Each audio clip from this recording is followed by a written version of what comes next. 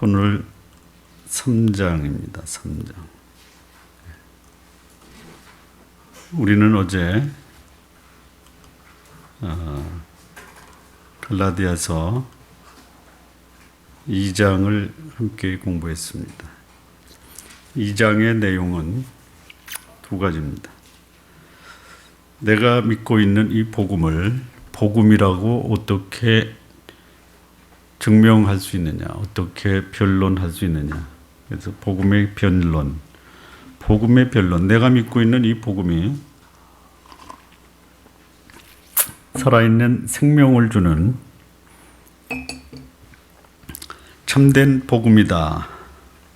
이거를 알 수 있는 두 가지 내용이 뭐였죠? 복음과 교제. 다시 말하면 이 복음의 내용, 그리고 복음으로 교제하는 사람. 이것이 내가 복음 안에 있다라는 것을 변증하는 겁니다. 당신이 복음을 제대로 알고 있다라고 하는 것을 증명하십시오. 그러면 뭘로 증명을 하느냐?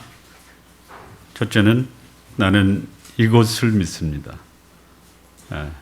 내가 믿고 있는 복음에 대한 분명한 이해와 그것에 대한 확신이 내가 믿는 이 복음이 참된 복음이다라는 것을 증명하고요. 두 번째, 그것을 함께 공유하고 있는 사람들이 이런 사람입니다라는 것을 제시할 수 있어야 돼요. 나는 복음을 믿고 있다라고 하는데 내가 만나는 사람들을 보면 전혀 복음과 상관없는 사람을 만난다. 그러면 그 사람은 그가 믿고 있는 복음이 참된 복음이다라고 입증하기가 곤란하다라는 것이에요. 자, 두 번째 2장에서 중요한 주제는 뭐냐면 왜 복음의 갈등이 생겼느냐, 왜 다른 복음이 생겼느냐, 그렇다면 그 다른 복음에 대해서 우리는 어떤 태도를 취해야 하느냐. 어떤 태도를 취해야 되죠? 거짓에 대해서는 어떤 태도를 취해야 되죠? 분명한 태도, 단호한 태도입니다. 아닌 것은 아니다라고 얘기할 수 있어요. 그 다음에 진리 앞에서, 복음 앞에서는 어떤 태도를 취해야 됩니까? 분명한 태도. 거짓에 대해서는 무슨 태도예요? 단호해야 됩니다. 진리 앞에서는 분명해야 돼요.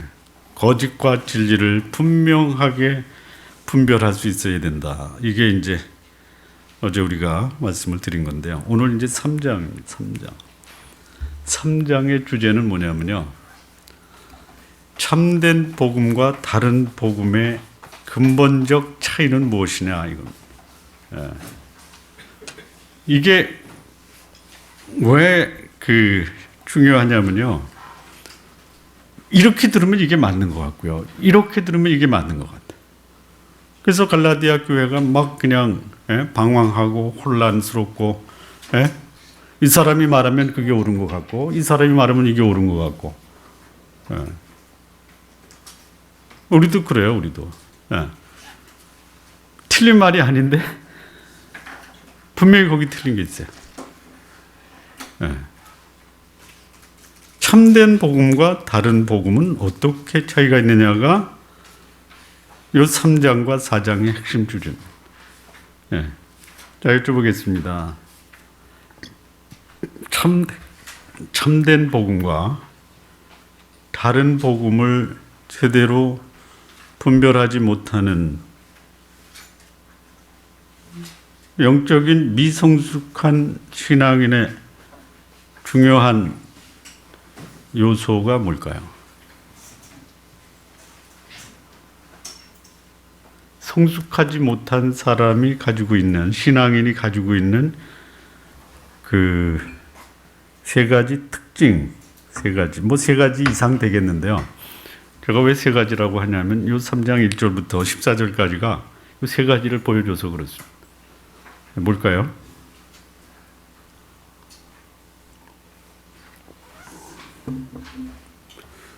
대체로 예습은 안 하시죠?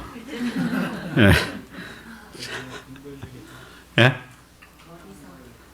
뭐냐면 미성숙한 신앙인의 세 가지 요소는, 첫째는 뭐냐면 지적인 무분별, 분별할 수 있는 분별력이 상실됐다.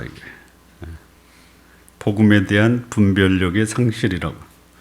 두 번째는 뭡니까? 영적 유혹에 잘 빠진다. 이게. 유혹이 오면요, 대처 능력이 별로 없어요. 꿰기도 하고 속이기도 하거든요. 거기에 넘어가는 거예요. 이게 미성숙한 신앙인의 모습입니다. 세 번째는 뭐예요? 분명히 믿고 있겠는데 믿는 것이 무엇인지 불확신하는 거예요. 예, 이게 전형적인 미성숙한 신앙인의 요소예요.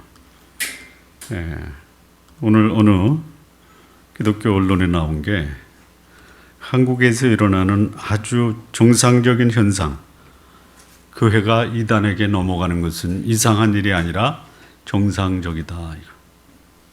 예. 왜 그렇습니까? 왜 그래요?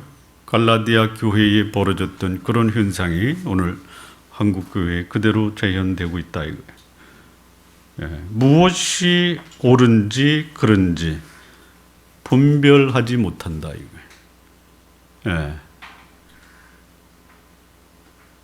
못하고 있는 것이 현실이에요. 무슨 말입니까? 가리키는 사람도 모르고 배우는 사람도 모르고, 소위 말하면 이겁니다. 당신 도대체 무엇을 믿고 있어? 대답하셔야 됩니다. 대답해야 돼요. 대답할 정도가 아니고요, 안 믿으려고 도망가는 사람 데려다가 붙들어 가지고 나 이거 믿고 있는데 당신도 믿으실래? 이런 정도 돼야 됩니다. 그 어느 장로님 피택되셔서 이제 취임하신 분이 그러더라고요.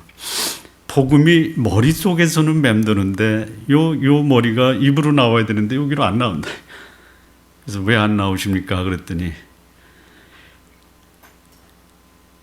내가 여기서 맴도는 것이 착착 체계화돼서 정리가 돼서 그 복음을 전개할 수 있는 그 체계가 안 서 있다 이거야.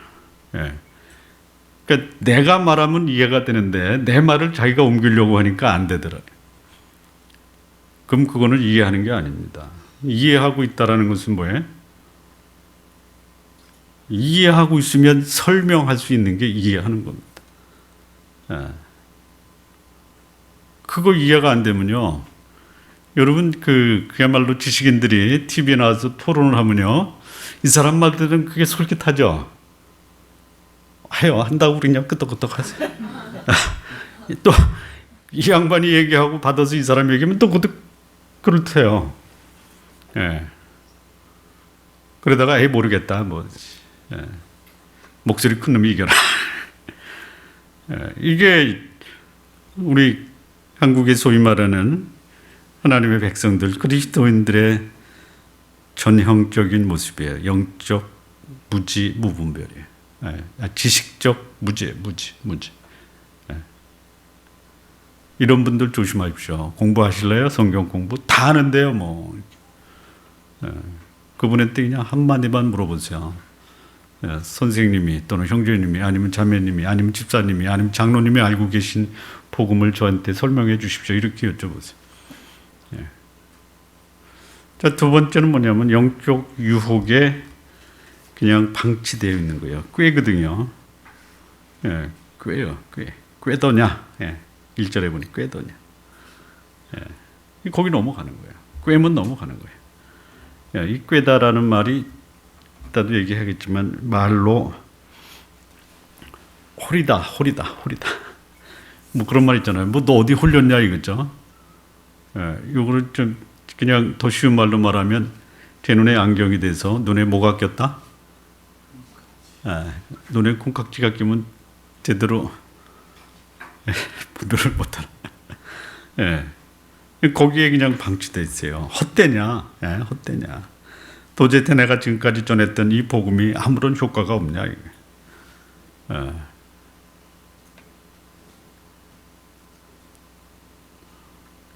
이거 극복하셔야 됩니다. 세 번째는 이제 불확신이라 했어요. 불확신. 예, 불확신.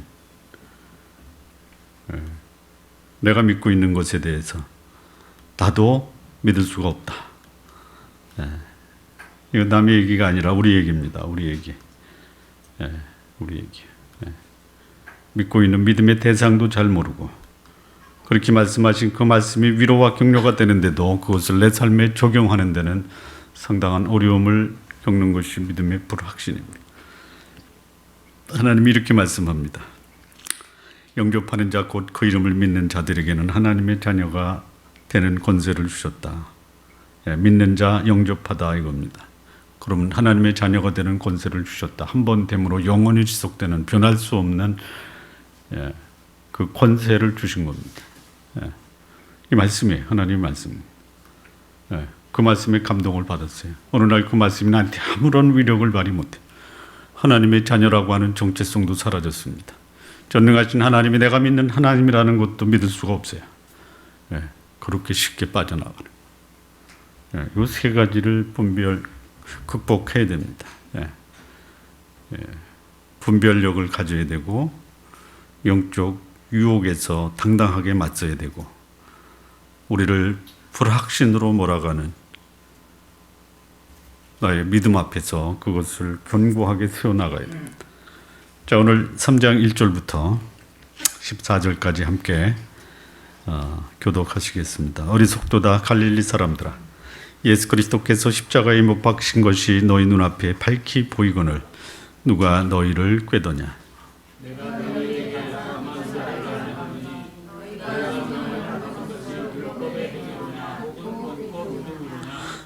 너희가 이같이 어리석으냐? 성령으로 시작하였다가 이제는 육체로 마치겠느냐?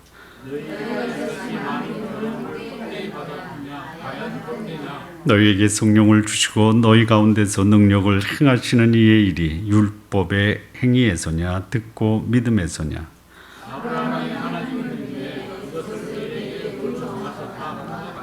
그런즉 믿음으로 말미암은 자들은 아브라함의 아들인 줄 알지어다.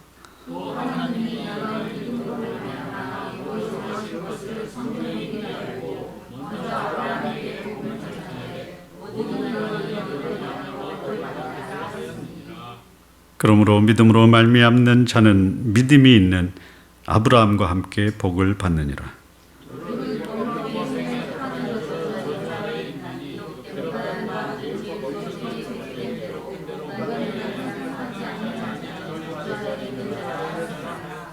또 하나님 앞에서 아무나 율법으로 말미암아 의롭게 되지 못할 것이 분명하니 이는 의인이 믿음으로 살리라 하였음이니라.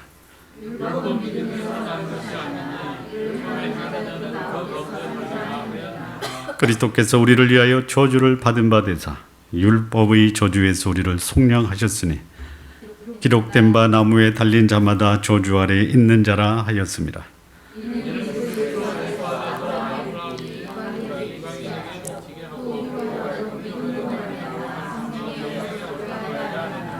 예.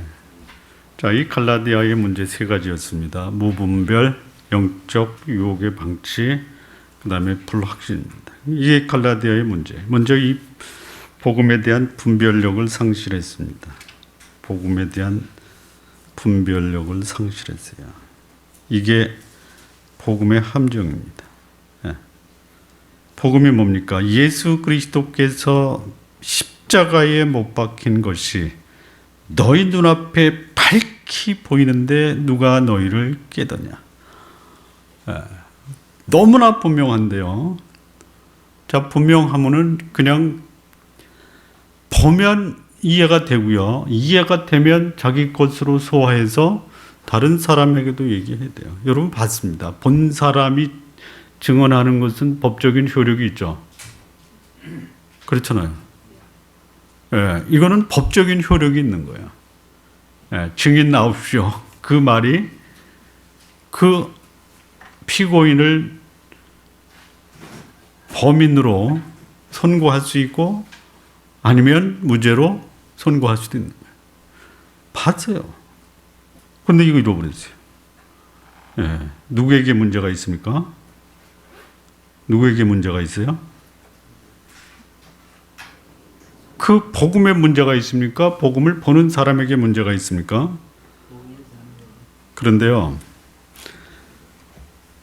그 복음에 문제가 없는데 복음이 전파되면요, 분명히 밝혀진 복음이요, 이상하게 사람들에게 그것을 이해하지 못하게 만들 수 있는 함정이 있다라는 것이. 예, 보세요. 자, 복음을 받아들인 사람은요, 이 두 가지에서 이제 혼란을 일으킵니다. 복음을 받아들인 사람은 믿음으로 사는 겁니다. 복음을 받아들인 사람은 성령으로 사는 거예요.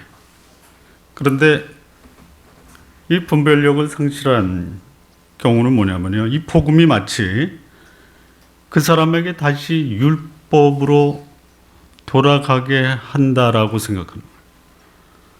복음을 받아들인 사람이 믿음과 율법 사이에서 무엇을 선택하냐면 율법을 선택해요. 이거 잘못 이해한 거예요. 또 신앙의 본질이 성령과 믿음인데 무엇을 선택하냐면 성령 대신 자기를 선택하는, 육체를 선택하는 거예요. 믿음 대신 율법을 선택하는 거예요. 이게 그 내용입니다. 예. 2절에 보면 성령을 받은 것이 율법의 행위냐 듣고 믿음으로냐. 예. 복음을 받아들여서 복음 안에서 구원받은 하나님의 자녀가 자기가 구원받은 것을, 믿음으로 받아들인 것을 율법의 행위로 받아들였다라고 오해하는 것이. 3절을 보면요, 이렇게 어리석으냐. 성령으로 시작했다가 이제는 육체로 마치겠느냐. 예. 이게 복음의 함정이에요. 예. 복음 자체에 문제가 있는 것이 아닌데요, 복음을 잘못 이해하면요, 이런 함정에 빠지는 것이. 예. 자, 어리석다가 뭐예요? 예. 지적 판단력을 상실했다, 이게 어리석은 것이.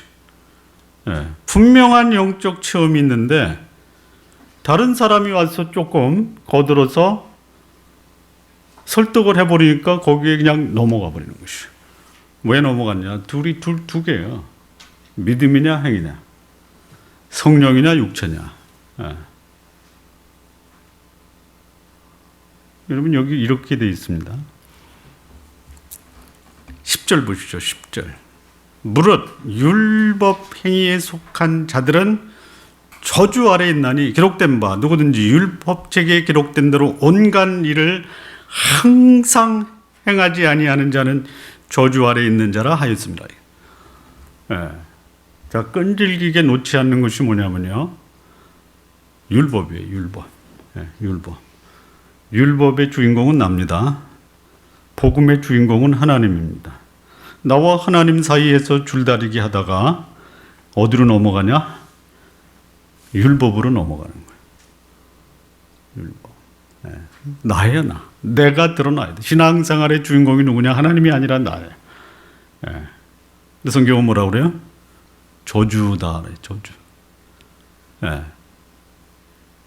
내가 저주를 선택하고 저주를 향해서 질주하면서도 그게 옳은 줄 아는 거야. 예. 이게 그냥 보편적이에요. 보편적. 예. 그리고 다들 그러니까 그렇게 하는 것이 옳은 줄 알고 그렇게 가요. 예. 그런데다가 만약에 저 같은 사람이 나타나서 당신 저주 받을 거야 이러면요, 그냥 뭐 벌떼같이 일어나가지고 저 잡아 죽일 거라고요. 예. 여러분 율법의 노예가 되지 마십시오. 저주의 노예가 되지 마십시오. 예. 그다음에 또 이 분별하지 못하는 것이 또 뭐냐면 성령과 육체예요. 성령. 여기 아까 읽었던 3절에 어리석으냐, 여기 분별력이 없다라는 거죠. 어리석다, 분별력이 없다. 무엇이 옳고 그른지를 제대로 분별 못하는 걸 어리석다라고 합니다. 성령으로 시작했어요. 성령. 자, 우리가 복음을 받아들였을 때요, 그것이 뭔지 잘 몰랐지만 성경은 뭐라고 하면 성령이 역사하셨다라고. 구원에 관여하시는 삼위일체 하나님, 성부 하나님은 우리에게 예수 그리스도를 보내줄 것을 그분은 계획하시고 결정하십니다. 그리고 성자께서 직접 이 땅에 오셔서 사람의 몸으로 오셔서 그분은 우리의 죄를 감당하시려고 그 죄값을 치르시는 실행을 하시는 분이십니다. 그러면 그것을 모든 사람의 마음속에 가서 역사하고 감동시키고 예수 그리스도가 메시아다라는 것을 믿게 하시는 분은 누구냐? 성령이에요. 복음을 받아들였다라고 하는 것은 뭡니까? 성령께서 역사하시는 것을 받아들였다. 네, 성령의 역사예요. 그런데요, 성령으로 시작했다가 육체로 마치는 거예요. 육체가 뭐예요? 성령이 역사한 것을 뒤집는 거예요. 네, 뒤집어. 네. 예수 그리스도 십자가에 죽으실 수밖에 없는 것이 뭐야? 내가 죽어야 되는 그 십자가에 그분이 달리신 거예요. 그런데 그분을 끌어내리고 내가 올라가요. 그럼 나는 뭐예요? 나는 뭐가 되는 거예요? 저주받는 거예요. 내가 저주받는 거예요. 그분이 저주받겠다라고 하셨는데 아닙니다. 내가 올라가겠습니다. 당신 내려오십시오. 예, 그분이 지불하신 이 저주의 대가를 내가 다시 올라가서 저주를 받겠다고 하는 거예요. 예, 여러분들을 신뢰하면요, 여러분을 신뢰하는 그 신뢰가 여러분을 저주케 하는 것이에요. 예. 이게 갈라디아 교회의 문제예요. 오늘 우리 한국 교회의 문제예요. 예. 여러분을 십자가에 올려놓고 못을 박아도 할렐루야 하는 사람들이 한국 교회 교인들이에요. 예? 그거 몰라요, 그냥. 예? 여러분을 십자가에 못 박고 저주를 내려도 할렐루야 하고 있다라는 사실을 모르고 그냥, 예? 그렇게 신앙생활, 그것이 마치 신앙생활의 정상적인 것처럼 살아가는 거예요. 예.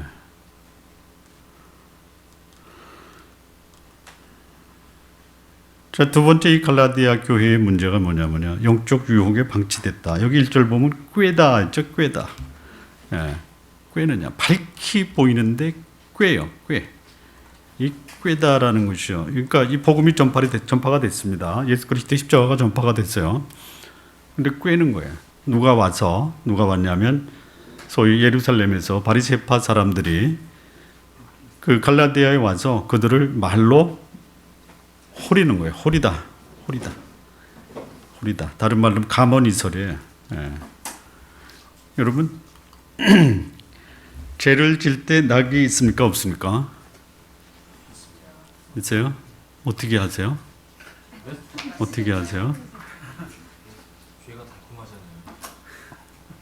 드셔보셨어요? 죄 좋았습니다.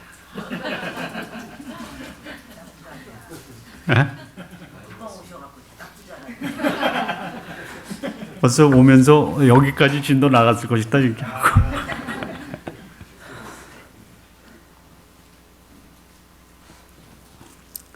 이 죄는요 아주 매력적이고요. 죄는요 아주 쾌감이 있고요. 이 죄는요 아름다워 보입니다. 아름다워 보여요. 넘어가는 거예요. 자, 신앙이 좋고 경건한 삶을 사는 사람은 결코 아름다운 곳에 유혹되지 않는다. 어떻게 생각하십니까?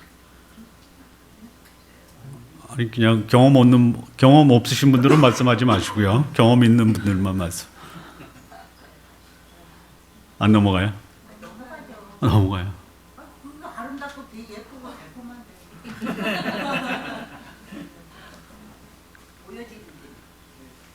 아, 넘어가는구나. 네, 그러니까 넘어가는 게 이상한 게 아니에요. 네.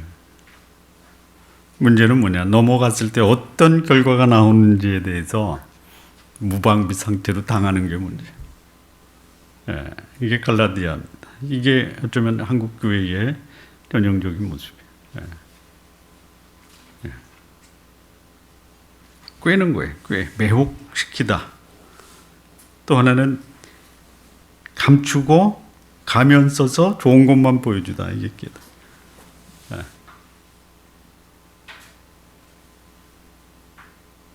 예수께서 우리의 죄를 위해서, 우리의 거룩함, 우리의 하나님의 자녀됨을 위해서 그분이 우리가 하나님의 자녀되는 것을 방해하고 있는 죄값을 치렀어요.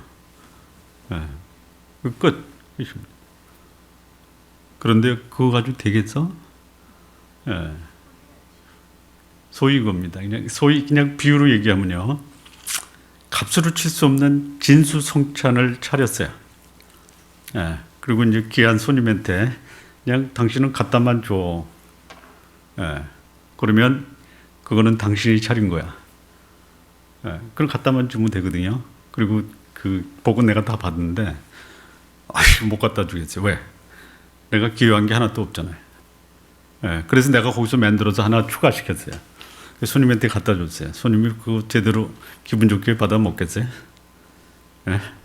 다 봤는데 이상한 게 들어가 있는 거야. 내가 한 게요. 하나님이 이루신 것을 오히려 오염시키는 거예요. 그리고 하나님만 못한, 나는 그래도 정성껏 들여서 손님 대접했다고 갖다 줬는데 손님이 그거를 본 다음에 기분 나빠가 뒤집어 엎는 거예요. 아니면 그냥 그 상을 갖다가 가져온 사람 면상에다 확 던져버리든지. 거기에 우리가 익숙한 거예요. 거기에. 그리고 그런 일을 당하면요. 뭐 그럴 수도 있지 뭐. 그냥 아무것도 아닌 것처럼 넘어가요. 대수롭지 않게. 자, 여기 영적 유혹에 방치된 또 하나의 그 단어가 뭐냐면 4절에 헛되냐 이렇게 됐어요. 헛되냐. 너희가 이같이 많은 괴로움을 헛되이 받았느냐? 과연 헛되냐? 이게 여기 많은 괴로움 이거 나중에 좀 말씀을 드리겠습니다. 여기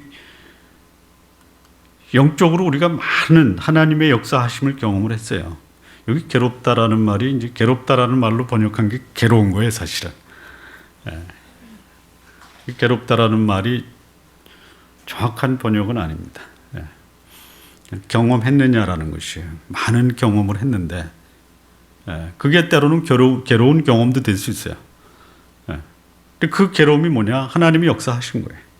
여기 보면 5절 보면 너희에게 성령을 주시고 너희 가운데서 능력을 행하시는 그분이 우리에게 행하시는 많은 역사를 봤어요. 여기서는 괴로움으로 번역을 했는데 진짜 이 본래 그 헬라어에서는 괴로움이라는 단어가 아니라 경험이라는 그게 헛되냐 이거예요. 헛되냐. 헛되게 만들어 버린 거예요. 왜 그렇게 헛되게 만들었느냐. 하나님이 역사하신 것보다 이게 더 좋아 보이는 거예요. 이게 더 좋아 보이는 거예요. 왜 좋아 보이느냐. 이거예요. 네가 좀 거들어야지 네가 속시 차리지 않아도 조금 거들어서 뭔가 거기다 얹어놔야지 그래도 네가 그거를 손님한테 갖다 줄 때 그래도 어깨 참 피고 또 그 자기 가시를 하면서 또 그분이 칭찬하면 맞다고 내가 했다라고 할 그게 있는데 아무것도 없잖아요. 저는 심부름꾼입니다. 여러분 제가 좀 거들었습니다라고 하는 것과 그냥 전 한 것이 그냥 심부름만 했습니다. 어떤 게 폼나요? 거기에 넘어가는 거예요. 거기에 넘어가는 거예요. 그리고 그 결과는 뭐예요? 저주예요. 저주. 여러분 저주 받을 줄 하지 마세요. 기분 좋게 일하고 복 받으셔야죠. 저주 받지 마십시오. 지금 한국 교회 성도들이 그냥 아예 그 저주로 인도하는 그분의 목소리에 할렐루야 아멘 하면서 저주는 제가 받고 영광은 당신 받으십시오. 이런 모습인 거예요. 저는 성경을 말하는 겁니다. 성경을 말하는. 그러니까 이렇게 되면요. 헛되다라는 것이 뭐냐면요. 그러면 예수님께서 죽으신 것, 성령이 우리 가운데 역사하신 것 다 무효예요. 무효예요. 하나님이 여러분에게 역사하신 거 무효화시키지 마십시오. 물론 무효가 안 됩니다. 그런데요. 무효가 안 돼요. 하나님이 여러분에게 성령으로 역사하셔서 예수 그리스도를 영접하고 하나님의 자녀가 되고 또 영적인 체험한 것이 무효가 안 됩니다. 안 돼요. 그런데 이런 게 있죠. 이건 무효야 진짜. 아들이 아들 대접 못 받고 베린 자식 취급당하면 그 아들이 아들이만 해요? 아니면 차라리 아들 아닌 게 나아요? 예. 그렇게 만드는 거예요. 예. 값비싼 복음으로 하나님의 자녀를 그 출생시킨 다음에 그 자식 마귀 자식으로 돌려버리는 거예요. 여러분이 다시 그렇게 하시겠습니까? 하지 마십시오. 예. 율법 여러분을 완전히 하나님의 자녀를 마귀의 자녀로 돌리려고 하는 그런 영적 속임수에 넘어가지 마십시오. 그게 갈라디아의 문제예요. 자, 세 번째로 말씀드린 대로 신앙적 체험에 대한 불확신이에요. 불확신. 뭐에 대한 불확신이냐? 복음이냐, 율법이냐, 성령이냐, 육체냐, 믿음이냐, 율법이냐, 이거 가지고 그냥 혼란하는 거예요. 혼란. 믿음과 행위 2절과 5절 보면요.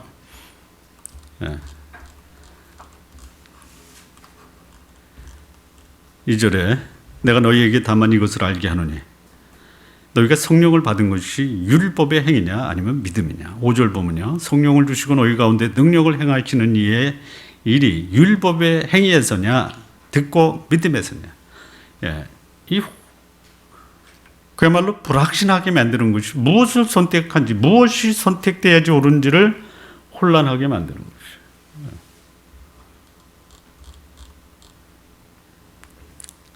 자, 이게 복음의 함정, 율법의 매력이 되는 겁니다. 도대체 그러면 나보고 어떻게 하라는 것이냐, 어쩌란 말이냐 이렇게 해야 돼요. 여러분 진짜 복음을 들으십시오. 진리를 가지고 계십시오. 그런데 어느 날 교회 강대상에서 그 교회 지도자가 율법을 행하라라고 하는 거예요. 그러면 여러분 그 목사한테 뭐라고 얘기해야 돼요? 뭐라고 얘기해야 돼요? 어쩌란 말이야 이렇게 얘기해야 돼. 도대체 어쩌란 말이야 이거야. 여러분 오해는 하지 마십시오. 그 두 가지가 분류되어 있는 건 아니에요. 믿음으로 자란 사람은요, 그 믿음을 행위로 뒷받침을 해줘야 되는 거예요. 그런데 믿음은 제거시키는 거예요. 제가 하도 말씀드려서 그 말하면 또 하냐 이렇게 해주면 또 할게요. 믿음으로 사는 삶은요, 내가 믿는 그 믿음의 대상을 기쁘게 하는 것이죠. 믿는데 그 사람을 기쁘게 하지 않은 것이나 오히려 괴롭게. 이건 문제. 그건 믿는 거 아니에요. 그거는 속이는 거예요. 속이는 거야. 내가 믿는 믿음의 대상을 믿고 있다면은 그 믿음의 대상을 기쁘게 해줘야 돼요. 하나님이 우리의 믿음의 대상이라면 그분을 믿고 있다는 걸 뭘로 증명하는 거예요? 뭘로 증명하는 거예요? 어제 얘기했어요. 그분 알아가고 그분 닮아가는 거예요. 핵심이에요. 그런데 그분도 몰라요. 닮지도 않았어요. 그런데 뭔가 그분을 위해서 하지 않으면 안 되는 거예요. 죽이는 거예요, 이거. 죽이는 거예요. 그래서 믿음과 행위가 분리되어 버린 거예요. 믿음과 행위가 일치되면요, 행위가 뒤따라 나오는데요. 알지도 못하고, 닮지도 않았는데, 그분 기쁘게 하려고만 하는 거예요. 이건 나한테 보통 부담이 아니에요. 여러분, 하지 마십시오. 하지 마십시오. 그분을 알고 그분을 닮아가십시오. 여러분, 복음도 얘기하고 율법도 얘기할 때 여러분 얘기하십시오. 어쩌란 말이에요 이렇게 얘기하십시오.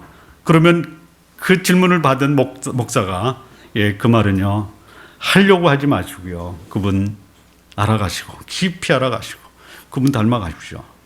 그러면 그분은 제대로 가르치는 거예요. 그런데요, 뭘 그걸 말 같지 않은 질문이라고 해. 질문을 주일 성수하고 11조 하란 말이야. 내가 시키는 거 잘하고. 이거는 여러분 십자가에 갖다 그냥 저주의 못을 박아 버리는 거예요.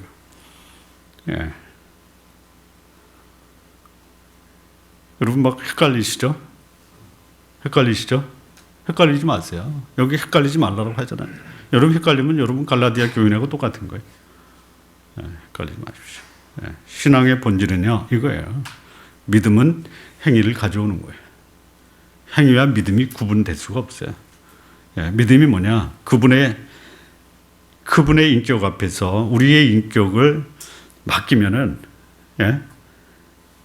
그분 좋아하는 거 하는 거예요. 이 구분되는 게 아니에요. 그런데 다른 거야. 예, 무슨 믿음이 중요해? 네 행위로 보여. 예. 나 알려고 하지 마. 그리고 나 닮지 마. 그러나 난 기분 좋게 하란 말이야. 예, 이렇게 얘기하잖아요. 예? 예, 어느 교회 성도님들이 목사님이 설교가 은혜스러워서 나오면 좀 인사도 좀 하고 좀 악수도 하려고 그랬는데 설교 끝나고 뒤로 해서 쭉 빠져가지고 얼굴도 안 나타나는 거예요. 예. 거기 성도들을 헷갈리게 하는 겁니다. 그래서 행위의 결과 나한테 뭐 기분 좋게 한 게 뭐야 이거. 나 하려고 하지 말고 나 닮고 하지 말고 나한테 기분 좋게 한 게 뭐냐. 이게 이제 그 목사를 알고 싶어 하고 목사를 닮고 싶어 하는 그 성도들을 아주 죽이는 행위예요. 자, 그다음에 뭐에 혼란이냐면요. 3절에 보니까 3절. 너 왜 이같이 어리석으냐? 성령으로 시작했다가 육체로 마치느냐? 이게 이제 불확실한 모습입니다. 성령과 육체를 구분을 못하는 거야. 도대체 내가 무엇을 따르란 말이냐? 도대체 어쩌란 말이냐? 무엇을 하란 말이냐? 믿으란 말이냐? 아니면 너 기분 좋게 하란 말이냐? 그 다음에 이거예요. 대상이 있어요. 도대체 내가 성령을 따라야 되느냐? 아니면 내 몸이 나에게 요구하는 것을 따라야 되느냐? 이 거짓 복음은요, 네 기분에 좋은 대로 하라. 예, 첫날 이 얘기를 했죠. 왜 우리가 은혜와 자유의 함정에 빠지느냐, 왜 죄를 짓느냐, 관성이라고 했어요, 관성. 예, 성령을 따라 사는 삶은요, 하나님의 말씀, 거룩함, 의로움, 예, 따르고 있다라는 증거가 나와요. 육체를 따르는 사람은요, 육체를 따르는 그 삶의 모습이 나옵니다. 예, 본능과 관성이에요. 본능과 관성. 이게 육체입니다. 예. 개그 프로죠. 이름이 뭐야? 예? 아, 누려요라는 개그 프로그램 아십니까? 그게 뭐냐면요. 나오는 게 뭐죠? 내 몸이 뭐예요? 내 몸이 고생을 기억해요. 회장님 돈을 많이 벌었어요. 고생하면서 회장님이 됐어요. 사모님이 됐어요. 직원이 와서 회장님 하니까 못 알아들어요. 아저씨 하니까 사모님 하니까 못 알아들어요. 아줌마 하니까 네. 왕자님 하니까 못 알아듣다가요. 거지 새끼 하니까 알아들어요. 네. 그게 성령과 육체를 혼돈하는 거예요. 네. 여러분 예수 그리스도를 믿고 복음으로 사는 사람은요, 성령의 인도하심을 받아야 돼요. 네. 성령의 인도하심. 그런데 여전히 내 몸이 나를 뭐라고요? 내 몸이 고생한 것을 알고 있어요. 예.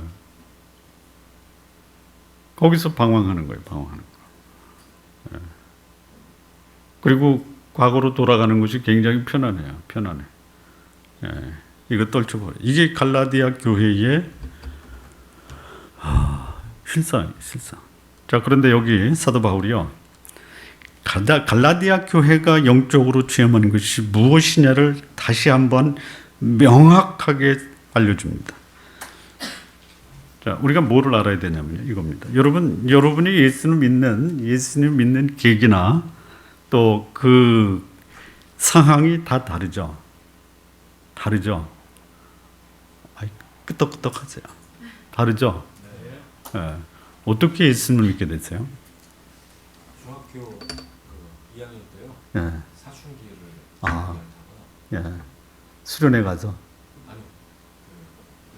학교에서 생활하는데 하늘에서 빛이 내리고. 그랬어요. 세상에 이렇게 좀 염세적으로 보고 이렇게 하다가 중학교 때 벌써 그렇게 수준 높은 삶을 사셨어요. 높은지 모르겠는데 세상에 끝이 있나? 아, 그래서 어디서 중학교 때. 궁금해 하다가 아, 교회 그렇구나. 다니는 시골을 딱 우리 집사님은 어떻게 예수님 만나셨어요? 중학교 2학년 때 뭐 세상을 바라보니까 뭐 소망 이런 건 아니죠? 예. 친구들과 같이 어울려서 예, 친구들하고 놀다가 이게 아니다 생각. 예. 우리 장집사님은 어떻게 만나셨어요? 저는 누님 교회 다녔었는데요. 예. 누님 형네 가지고 교회 갔다가 아, 그냥 갔다가 듣다가 만나셨군요. 예, 지금 세 분이 다 다르죠. 예, 이거는 그 영적 주관적 체험이라고 하는 거야. 개인적으로 다 다르죠. 그렇죠. 예. 그러니까 만약에 여러분이 내가 이렇게 예수 만났으니까 당신 한번 얘기해봐. 그 틀렸어. 틀린 이유가 내가 경험한 거하고 같아야 되는데 당신은 틀렸어. 이렇게 얘기하면 이거 잘못된 거래. 예. 예수님을 만난 경험은 다 달라요. 다 달라요. 예. 갈라디아 교인이 예수님 만나고 하나님 경험하고 성령의 역사하심이 다 다릅니다. 그런데 중요한 게 뭐냐? 똑같아야 되는 거예요. 객관적인 체험이 있어야 되는 거예요.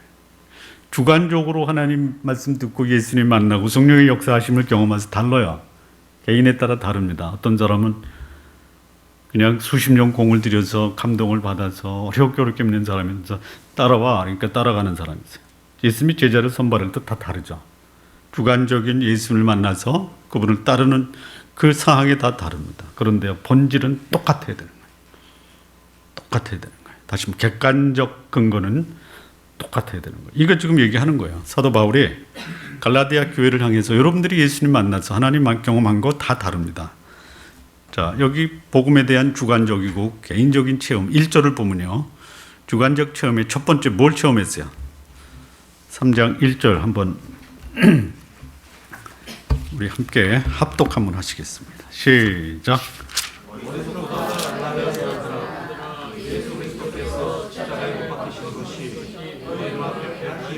예, 이겁니다. 예수 그리스도께서 성자께서 십자가에 못 박힌 것 너희가 똑똑히 받지 않냐 이거예요.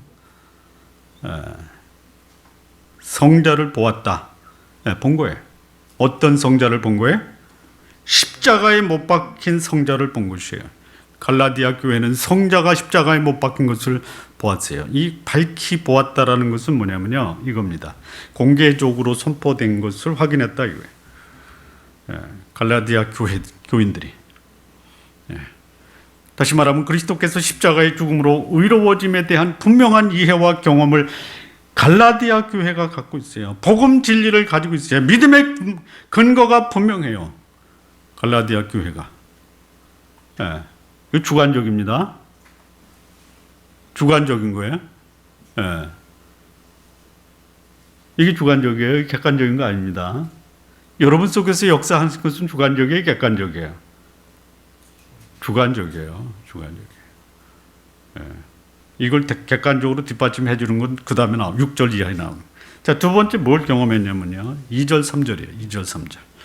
내가 너희에게서 다만 이것을 알려 하노니 너희가 성령을 받은 것. 갈라디아 교회는 뭘 받았어요? 성령을 받았어요. 성령이 임재하고 내재하는 것을 믿음으로 경험했어요. 믿음으로. 예. 내가 예수 그리스도를 믿으니까 성령이 내 속에서 역사하고 있다라는 것. 아니면 이렇게 될 수 있어요. 성령이 역사하고 있는 것을 내가 믿음으로 받아들였어요. 예. 여러분, 성령으로 역사했다라는 것을 어떻게 할 수 있냐면, 지금까지 내 생애 속에 이런 경험이 뭔지 모르지만 이런 경험이 없었어요. 그런데 복음을 듣고 예수 그리스도를 보았을 때 내 속에서 나도 이해할 수 없는, 예, 내 영혼의 이 죄에 대한 안타까움, 애통함, 거룩함에 대한 열망, 이런 것이 막 솟아나는, 이거 누구의 역사예요? 성령의 역사예요. 예. 이거 가지고 있어요. 갈라디아 교회가. 세 번째 5절을 보면요. 너희에게 성령을 주시고 너희 가운데서 성령을 주시고 너희 가운데서 능력을 행하시는 이가 누구예요? 누구예요? 성부예요, 성부. 하나님 아버지. 예. 그러니까 이 갈라디아 교회는요, 성부와 성자와 성령께서 역사하는 것 경험을 했어요. 자, 여러분이 복음을 듣고 예수님을 영접하면 성령이 역사하는데요. 그 성령이 역사하도록 하시는 분이 누구냐면 하나님 아버지예요. 그럼 어떤 일이 벌어질까요? 어떤 일이? 난 이제부터 이제 죄 안 질 거야. 내 속에 지금까지 거룩을 사모하는 마음이 없었어요. 내가 지금까지 세상의 두려움, 불안, 공포 때문에 미래를 알지 못하고 방황할 때 내 속에 나도 모르는 내적인 평안이 와요. 나는 앞으로 살아야 될 삶의 목적과 동기가 분명해졌어. 전에는 사람을 이용했던 사람이 나는 이제부터 사람을 위해 살 거야. 이거 누가 하시는 거예요? 성부께서 하시는 거예요. 이거. 네. 누구를 통해서? 성령을 통해서. 네. 이런 경험을 했던 갈라디아 교회입니다. 대단한 교회죠? 대단한 교회 아닙니까? 여러분, 적어도 교회가 이런 공개적 또 공동체적 고백이 있어야 돼요. 네. 저는 이 존나무 교회 개척을 하고 사역을 하면서 우리 성도님들 중에서 저는 지금까지 신앙생활하면서 이제 비로소 저는 복음이 뭔지 예수님이 뭔지를 알게 됐습니다. 이런 고백이 여기저기서 나오는 것을 볼 때 저는 나 일 참 잘했다 이런 생각이 들어요. 한두 사람만 하지 말고 다 이미 알고 있는 분도 하셔야 되고요. 이게 교회의 영성을 보여주는 겁니다. 자, 그런데요, 사도 바울이 뭐라고 얘기하냐면요, 그 성부와 성자와 성령의 역사에서 너희들 갈라디아 교회에 있었던 이 복음의 역사는 너희들만 있는 게 아니다 이거예요. 그거는 지금까지 하나님이 역사하는 역사의 모든 역사 속에서 이런 일이 너희들이 경험하는 것이다라고 객관적인 근거를 들이미는 거예요. 그게 6절 이하입니다. 첫 번째 뭐냐? 6절 보시죠. 6절. 의로워졌다라는 거예요. 의로워졌다. 이게 의로워짐의 원리인데요. 창세기 15장 6절에 아브라함이 하나님을 믿음에 이것을 그의 의로 여기셨다. 그러니까 너희들이 믿은 것은 너희들에게만 있는 것이 아니라 이것이 너희 믿음의 조상, 너희 믿음의 조상 아브라함에게서 하나님이 믿음으로 의롭다 한 그 사건에 너희도 동참하는 것이다 이거예요.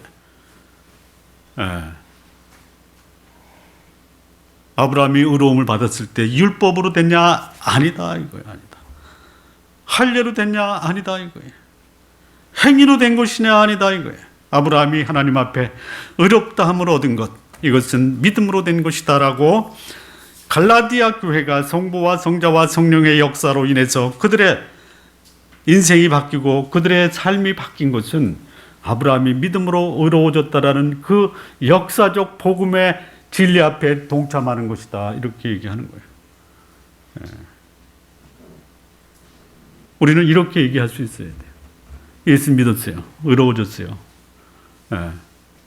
그럼 그거를요, 성경적 근거를 가지고 뒷받침을 해줘야 돼요. 자, 천국에 갔어요. 너가 천국에 왜 들어와? 이렇게 여쭤볼 거 아니에요. 믿음으로 왔어요. 누구를 믿었는데? 예수를 믿었는데. 그럼 네가 믿은 그 믿음이 무엇이 또 네 믿음을 제대로 된 믿음이라고 뒷받침해줘? 저는 제 속에 아무런 소망을 못 받았는데 하나님께서 아브라함도 하나님 믿음이 의롭다라고 하셨는데 저도 그런 믿음을 가지고 있습니다. 바울이 예수님을 만나서 다메섹에서 만났던 그런 극적인 사건은 없었지만 나중에 이 사도 바울이 내가 예수 그리스도를 믿음으로 하나님의 자녀가 됐고 이방인의 사도가 됐다. 저도 바울이 믿었던 예수 그리스도를 저의 구주로 영접했습니다. 이 근거를 대야 돼. 객관적인 근거를 대야 돼. 이런 사람이 있어요. 어느 목사가 방언을 하니까 방언 안 하면 구원 못 받은 거야. 여러분, 방언은 소중합니다. 방언하십시오. 근데 그거 점검하시고 가십시오. 모든 방언이 다 성령의 역사가 아닙니다. 악령도 방언을 하게 하십니다. 그리고 가급적 통역이 없으면 하지 마십시오. 굳이 방언으로 기도하고 싶다 그러면 골방에 가서 혼자 하십시오. 그리고 난 방언으로 기도한다라고 할 필요도 없습니다. 자, 그 다음에 이제 갈라디아 교회가 복음에 대한 객관적 증거로 뭐라고 하냐면 축복의 원리를 얘기합니다. 8절 9절이에요. 8절 9절. 또 하나님이 이방을 믿음으로 말미암아 의로 정하실 것을 성경이 미리 알고 먼저 아브라함에게 복음을 전하되 모든 이방인이 너로 말미암아 복을 받으리라 하였느니라. 그러니까 성부와 성자와 성령의 인도하심으로 복음을 경험한 사람들은요, 그 복음을 받아들였다라는 것을 증명해야 돼요. 뒷받침을 해줘야 돼요. 뭐예요? 나로 인해서 이방인이 복을 받는다. 축복의 통로예요. 아브라함을 하나님이 믿음으로 구원하시고 의롭다 하신 이유가 뭐예요? 아브라함 잘 되라고요? 아닙니다. 예. 천하 만민이 너로 인해서 복을 받으시고 너는 복의 근원이 될 것이다. 이게 구원받은 성도들의 삶에서 나타나는 것이. 그거를 얘기하고 있는 거예요. 그런데 지금 아브라함도 행하지 않았던 믿음으로 구원받고 축복의 통로가 됐는데 아브라함도 경험하지 않았던 율법으로 너희를 얽매이고 너희가 의롭다 함, 율법의 얽매임은요, 의롭다 함의 원리는 적용이 안 돼요. 계속 죄책 가운데 빠져가지고 그냥 거기서 무력하게 무너지는 것이에요. 축복의 통로? 나같이 이렇게 무력한 놈이 무슨 축복의 통로가 돼.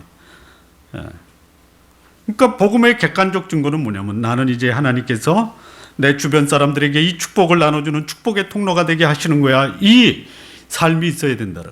이게 복음을 받아들이고 구원받은 하나님의 백성들의 삶의 객관적 증거야.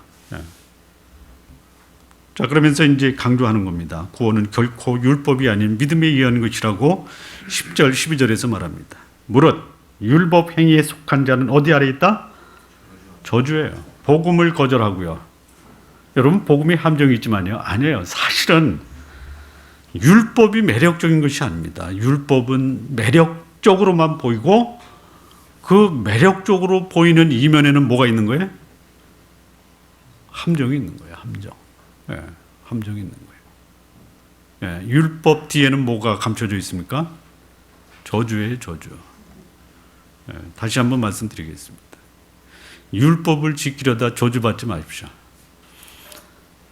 그냥 이렇게 하십시오. 하나님, 나 이번 주일날 쉬고 싶습니다. 그러면 하나님, 안 돼, 너 저주받을래? 이렇게 하시겠어요?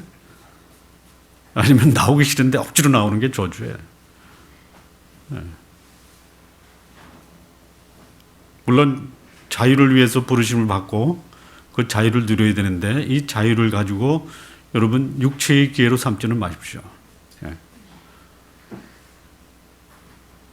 율법의 뒤에는 저주가 도사리고 있어요. 저주.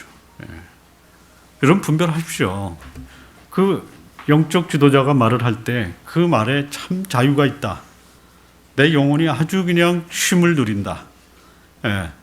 내 오염되고 부패한 이 내 마음이 정화된다. 순종하십시오. 순종하십시오. 저건 아닌데. 저건 아닌데. 그러면 그냥 거부하십시오. 왜? 그거 받아들이고 저주받을 수 있어요. 믿음의 결과는요, 의로움, 거룩함, 깨끗함, 순결함, 자유로움, 이런 것이에요. 그게 11절의 말씀입니다. 11절. 하나님 앞에서 아무도 율법으로 말미암아 의롭게 되지 못할 것은 분명하니 이는 의인은 믿음으로 말미암아 살리라 이거야.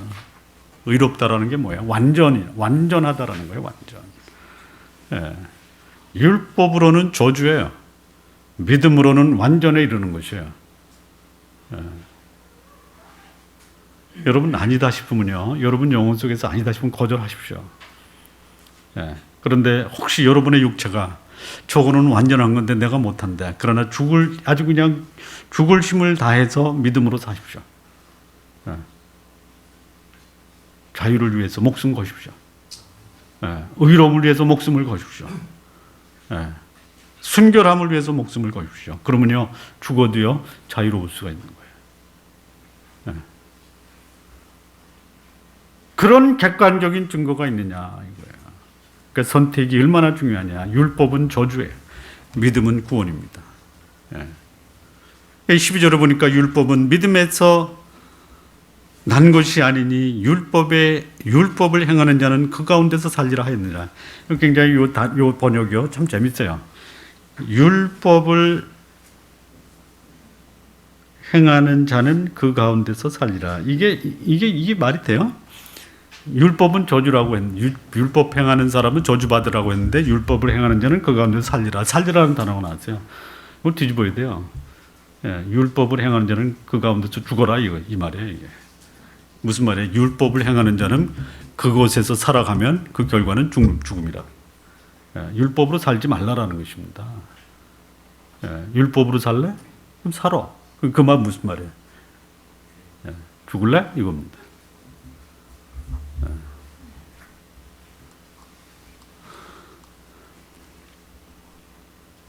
자, 그래서 이제 우리가 읽었던 14절까지의 말씀에서 결론이 그겁니다. 믿음의 완성자가 누구냐? 예수 그리스도라는 것이에요. 결국 우리 믿음의 대상, 믿음의 완성자, 우리의 삶의 의로움과 거룩함과 깨끗함과 순수함과 완전함을 제시하는 자가 누구냐? 예수 그리스도다. 그리스도께서 우리를 위하여 저주를 받은 바 되사 율법의 저주에서 우리를 속량하셨으니 기록된 바 나무에 달린 자마다 저주 아래 있는 자라 하였으므라. 이는 그리스도 예수 안에서 아브라함의 복이 이방인에게 미치게 하고 또 우리로 하여금 믿음으로 말미암아 약속의 성령을 받게 하셨느니라. 여러분 율법에 절대로 속아 넘어가지 마십시오. 속지 마십시오. 여러분의 영혼을 쥐어짜고 얽매이고 구속하고 질식시키는 율법 결코 속아 넘지 마십시오. 여러분 좋은 나무 교회가 여러분의 영혼을 질식시키면요 곧장 떠나시기 바랍니다. 아니 그러지 마시고요. 그러지 마시고요. 웃지 마세요. 목사 끄집어내가지고 그냥 쫓아내십시오. 예? 그렇게 하십시오. 여러분을 위해서. 근데 못해. 목사 건드렸다 벌 받으려고 어떻게 해. 예. 어느 교회 목사에게 평신도가 계속 문자로 진리의 복음을 매일 한 문장씩 보낸대요. 예. 근데 어느 날 문자를 그 목사가 받았어요. 앞으로 이런 문자를 보내면 저주를 받을 것이요. 보내지 마시오. 예, 그거를 딱 찍어가지고 스크린샷이라고 하나요? 올렸어요. 예, 본인이 쓴 그거하고 그 목사가 보낸 걸 딱 올렸어요. 예, 그리고 제목 양의 탈을 쓴 이리 이렇게 썼어요. 여러분 제가 양의 탈을 쓴 이리가 될 것처럼 보이면요 끄집어내십시오. 안 끄집어낼 거예요? 끄집어내십시오. 예수 그리스도 그분이 우리를 율법의 저주에서 십자가로 해결하신 거예요. 그 이상 없어요. 그 이상 없어요. 그 이상 없어요.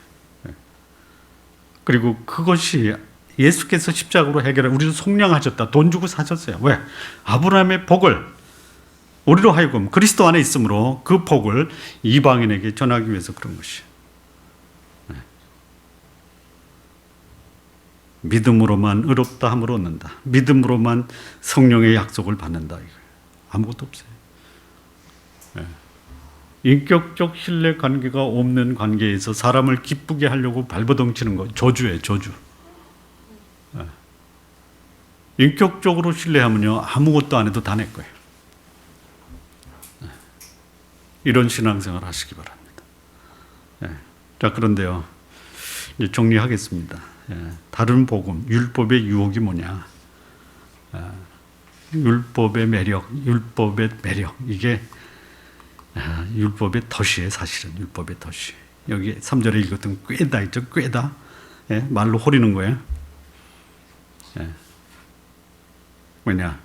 육체는 신뢰할 만하다. 육체는 신뢰할 만하다. 성령은 버리고 싶고요. 육체는 쫓아가고 싶은 거예요. 인간의 이 이기심, 이 본능이 자기를 드러내고 싶은 거예요. 그리고요, 이 율법의 유혹은요, 인간의 이 감각적 말초신경을 자극합니다. 이게 뭐냐? 율법은 직접 자기 몸으로 체험케 하거든요. 거기에 호감을 갖게 하는 거예요. 그리고 이 율법의 유혹은 뭐냐면 아까 말씀드린 것처럼 자기 과시하고 싶은 거예요. 과시. 예. 내가 이런 사람이야, 이런 사람. 예.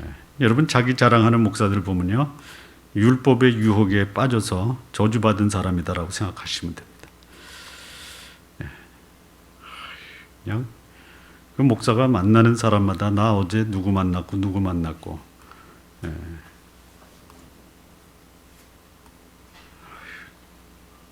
하나님 만난 것 좀 자랑하시죠. 예? 하나님 만난 거 자랑한 건 한 번도 들어보지 못해요. 예. 대통령 바뀔 때마다 대통령이 자기 불러서 기도해달라고 한 것만 하지.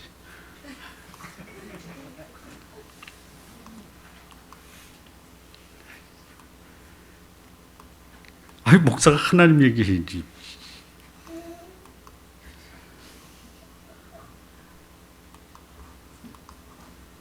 결론입니다. 예, 잠깐 요거 하고 쉬겠습니다. 율법이요, 매력이 있어요. 매력이 있어요. 진짜 매력이 있어요. 여러분, 목사가 하나님 만났다라는 얘기하면 감동이 됩니까? 대통령 만났다고 하면 감동이 됩니까? 진짜요? 아이씨. 내가 네 어려운 거 도와줄게 하면 감동을 받아요? 하나님께 기도해 하면 감동을 받아요? 에?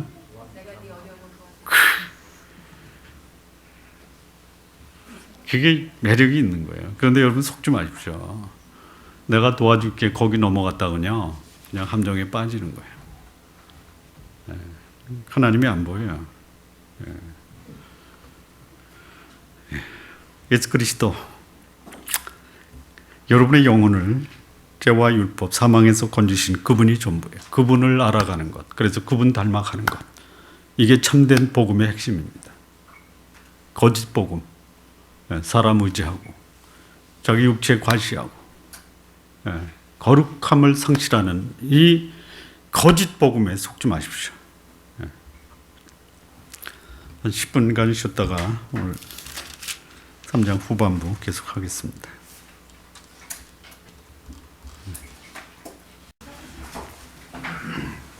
갈라디아서 3장 15절에서 29절까지 말씀입니다. 교독하겠습니다. 형제들아, 사람의 예대로 말하노니 사람의 언약이라도 정한 후에는 아무도 피하거나 더하거나 하지 못하느니라.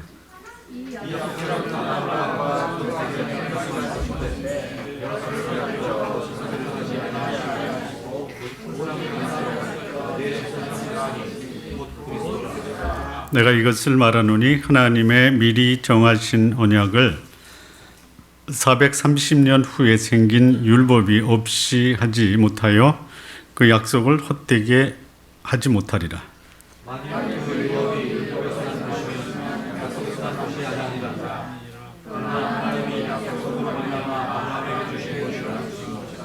그런즉 율법은 무엇이냐? 범법함을 인하여 더할 것이라.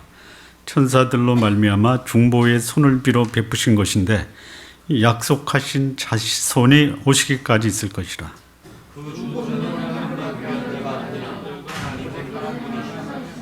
그러면 율법이 하나님의 약속들을 거스리느냐? 결코 그럴 수 없느니라.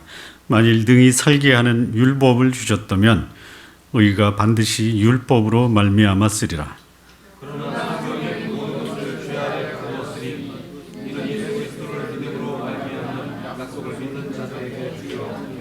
믿음이 오기 전에 우리가 율법 아래 매인 바 되고 계시될 믿음의 때까지 갇혔느니라.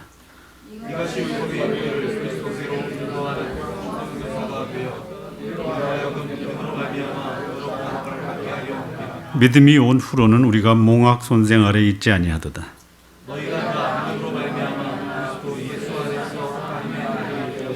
누구든지 그리스도와 합하여 세례를 받은 자는 그리스도로 옷 입었느니라.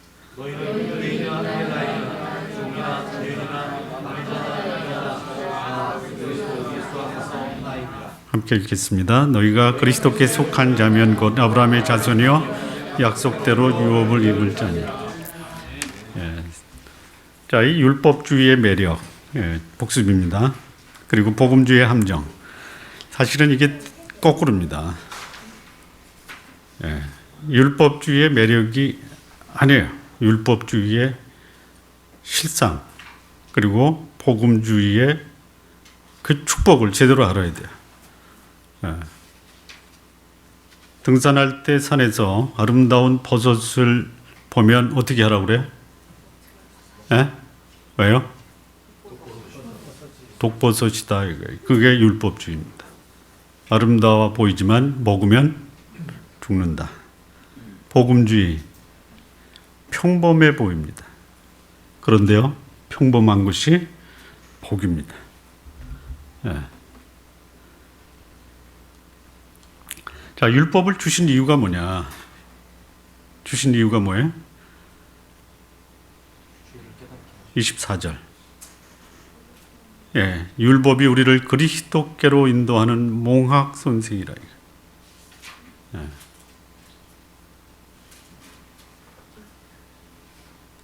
우리 스스로 우리를 구원할 수 없다라는 것을 알게 하는 것이 뭡니까? 율법입니다.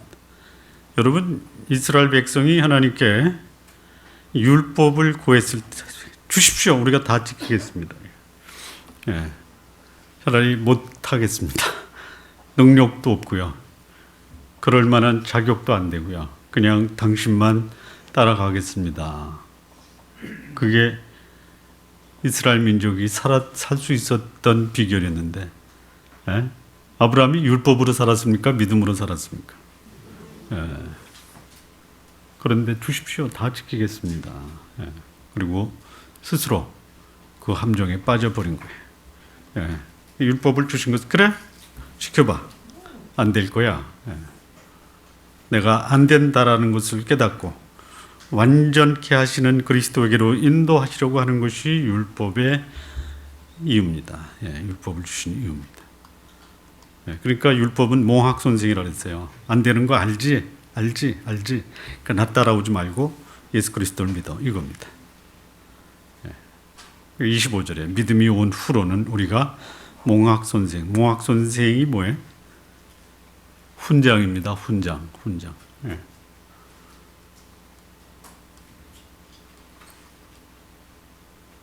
자, 근데 이 율법은 뭐냐? 적어도 우리가 하나님을 기쁘게 하고 우리 영혼의 구원을 위해서 내가 해야 될 것이 있어야 되지 않느냐? 요걸 부추기는 거예요. 예, 거기에 걸려 넘어가면 함정에 빠져서 추락하는 것입니다. 예, 여러분 아무것도 하지 마십시오. 제가 부탁을 드리는데요. 괜찮은 사람 오면 이거 오해하지 말고 들어야 돼요. 주일학교 선생해 주세요. 이거 시키지 마세요. 그냥 쉬세요. 이렇게 하세요. 그 어느 날 저 하나님을 위해서 주일학교 하고 싶습니다. 그러면 기쁘게 받으세요. 알지도 못하는 사람 오셨으니까 괜찮을 것 같아. 주일학교 선생 하십시오. 하지 마세요. 에? 하지 마야 돼. 네.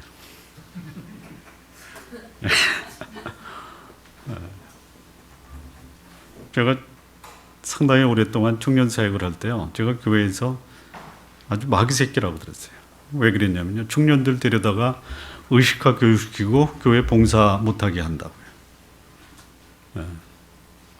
근데 한 5, 6년 지나고 나니까요. 그 청년들이 다 교회 주일학교, 중등부, 고등부, 대학부 다 교사하더라고요. 네. 여러분, 애기 나서 걸음마 하고 났더니 돈 벌어와. 그거 뭐라 그래요? 그거 보면 어때요? 신통방통하다. 어떻게 걸으면서부터 돈을 자기 경제 문제, 먹고 사는 문제 스스로 해결하냐? 신통방통합니까? 아니면 어떻게 저렇게 어떤 전자예요, 후자예요? 네, 지금 그렇게 지금 교회 나오는 성도들을 앵벌이 시키는 거예요. 앵벌이. 그런데 그게 마치 당연한 것처럼 봉사해야지 성장하는 거야. 에? 책상에 앉아서 공부만 하지 마. 여러분의 자녀가 책상에 앉아서 공부하면 기분이 어떠세요? 에? 똑같은 거예요. 그럼 봉사하지 마십시오. 봉사는요, 그만큼 성장해서 다른 사람 먹여 살릴 수 있을 정도로 갖춘 사람이 하는 겁니다. 한 집안에 한 사람만 제대로 교육시켜놔도요, 전 집안 다 살릴 수 있어요. 그러니까 모두 다 똑똑하게 저기 키우려고 하지 마. 이제 한 사람만 딱. 예. 근데 다 똑똑하면 얼마나 복이에요. 예, 그러니까 그 돈 벌어라고 하지 말고요. 공부시키세요, 공부. 예. 아시죠? 율법의 매력이 아니라 율법의 함정이라고. 예? 예. 아주 시궁창에 빠뜨리는 거예요, 율법은. 넘어가지 마십시오. 예.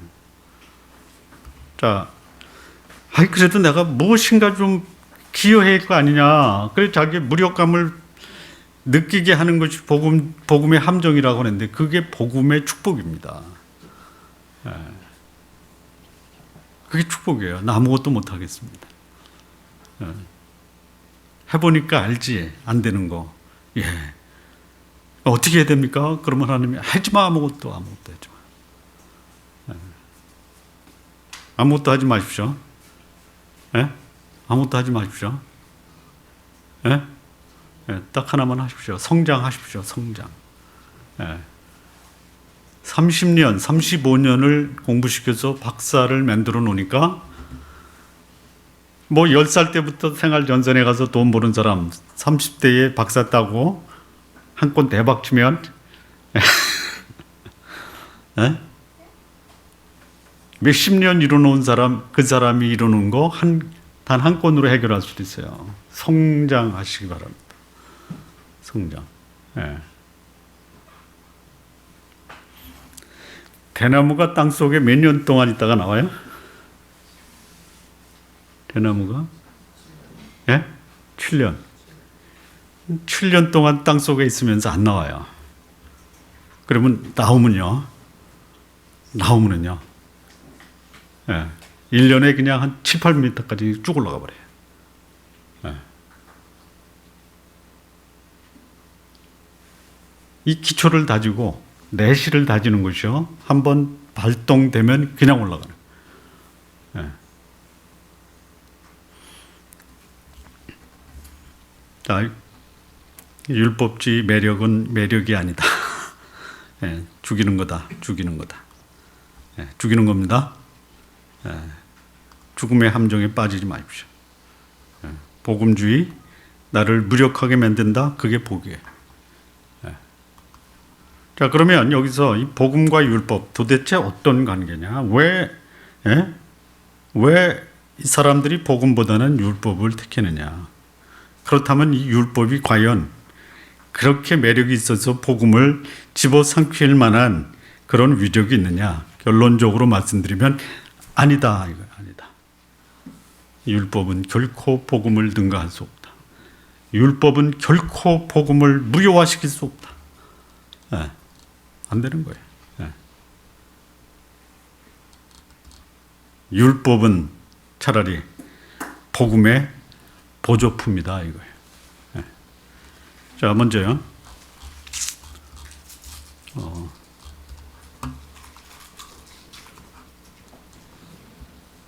15절에서부터 18절 보면요. 사람이 언약이라도 정한 후에는 아무도 폐하거나 더하거나 하지 못하느니라. 17절 보면요. 내가 이것을 말하노니 하나님이 미리 정하신 언약, 이거 복음이에요. 무슨 복음이에요? 믿음으로 의로워진다 이거예요. 하나님 앞에서 의롭다 하심을 얻은 것, 율법으로 의롭다 하심을 얻게 한 것은 하나님이 아브라함에게 주신 그 약속을 주신 후 430년 후에 생긴 거예요. 그 율법이 결코 하나님의 정하신 언약 복음을 없이 하지 못하고 약속을 헛되게 하지 못한다. 예. 율법은 율법 이전에 주신 하나님의 약속 복음을 결단코 무효화시키지 못한다. 율법이 주어졌다고 해도 그 율법으로 약속을 대체할 수 없다. 오히려 율법보다 그 복음이 훨씬 더 중요하다 이거예요. 예, 여러분 중요한 거 붙으시기 바랍니다. 그게 뭐예요? 믿음으로 의로워지고 믿음으로 의로운 아브라함을 통해서 모든 족속이 하나님 앞에 의롭다함을 동일한 축복을 누리게 하는 것, 이게 약속이에요. 예. 그러니까 믿음으로 의로워진다라는 약속. 그렇다면 이 약속의 믿음이 율법을 지키는 것보다 훨씬 더 중요한 것이에요. 하나는 왜 율법을 못 지킬까? 그러면요, 평생 못 지켜요. 내가 그분을 신뢰한다, 그 믿음이 율법 지키는 것을 완성시킵니다. 작년에 우리가 로마서를 공부할 때 로마서 7장에서요 결혼의 비유를 했습니다. 결혼의 비유. 완벽한 남편을 만족시킬 아내가 없습니다. 아침서부터 저녁까지 스케줄을 짜주고 그대로 안 하면 퇴근한 후에 이 아내를 그야말로 못 살게 구는 남편. 노력을 해도 안 되는 거예요. 여러분, 흠을 잡으려고 하면요 얼마든지 흠을 잡을 수가 있어요. 그 페이스북에 어떤 내용이 들어왔냐면 이런 내용이 들어왔어요. 잠깐만 기다려 주십시오. 야, 남자들 진짜 피곤하다. 그 얘기. 조금만 기다려 주세요. 얼마나 감동이 되는지. 그래서 그랬구나. 은혜가 되더라고요. 뭔지 궁금하시죠? 예? 잠깐만 기다리세요. 어디 갔나? 조금만 기다리십시오.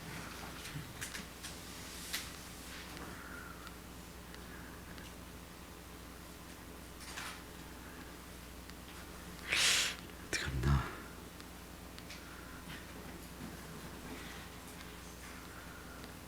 이 목사가 올린 거거든요. 여기 있어요. 들어보세요. 남자 8자.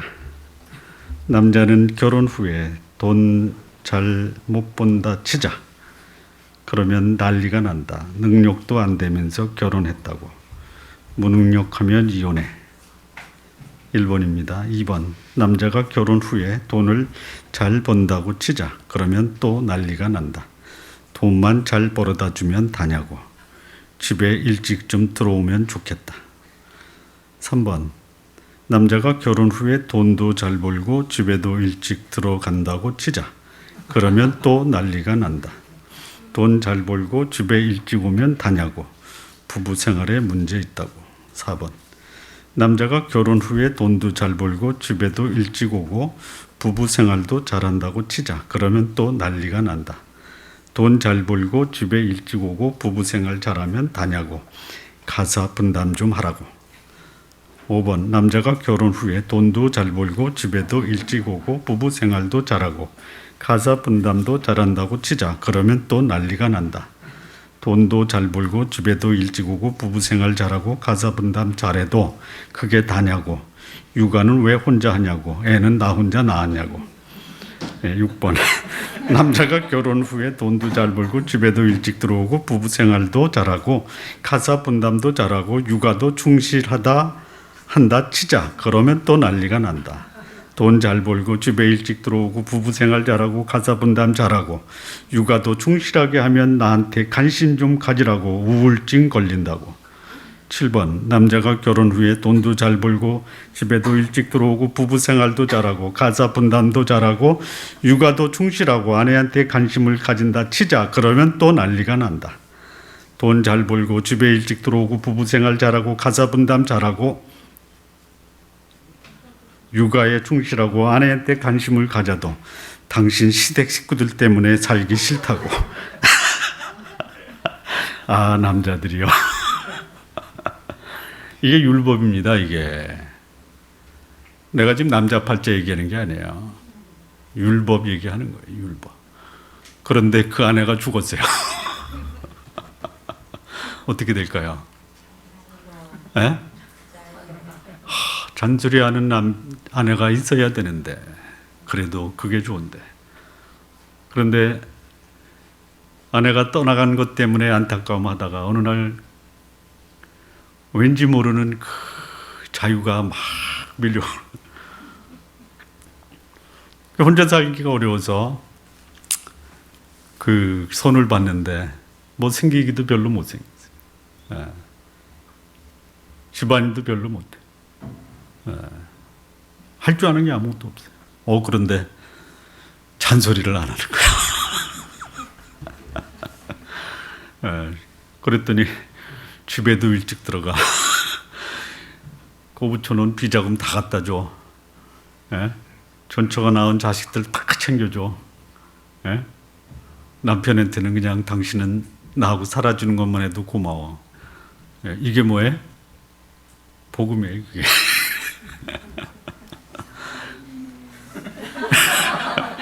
뭐라 그랬어요? 이상한.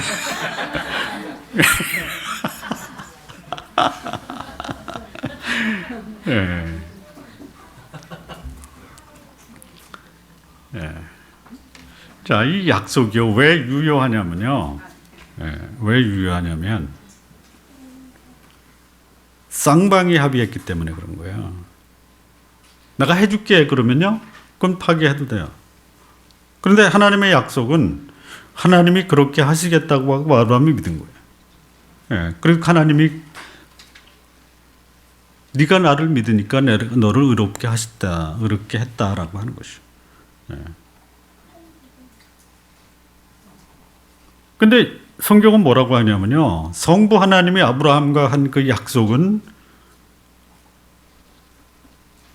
마치 성자 하나님 예수 그리스도가 아브라함과 약속한 것과 똑같다 이렇게 얘기하는 거예요. 그리고 그 약속은 결코 변할 수가 없다. 그 여기 18절 말씀이 그거 아닙니까? 그 유업이 율법에서 난 것이면 약속에서 난 것이 아니라 그러나 하나님이 약속으로 말미암아 아브라함에게 은혜로 주신 것이라. 네.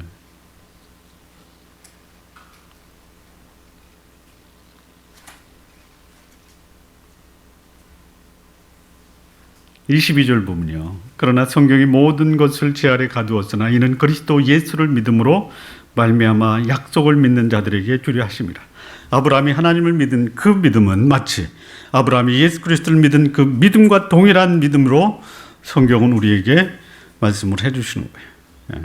그리고 하나님을 믿었던 그 믿음, 예수 그리스도를 믿었던 그 믿음과 동일하고 이것은 모세가 결코 파기할 수 없다라는 것이에요.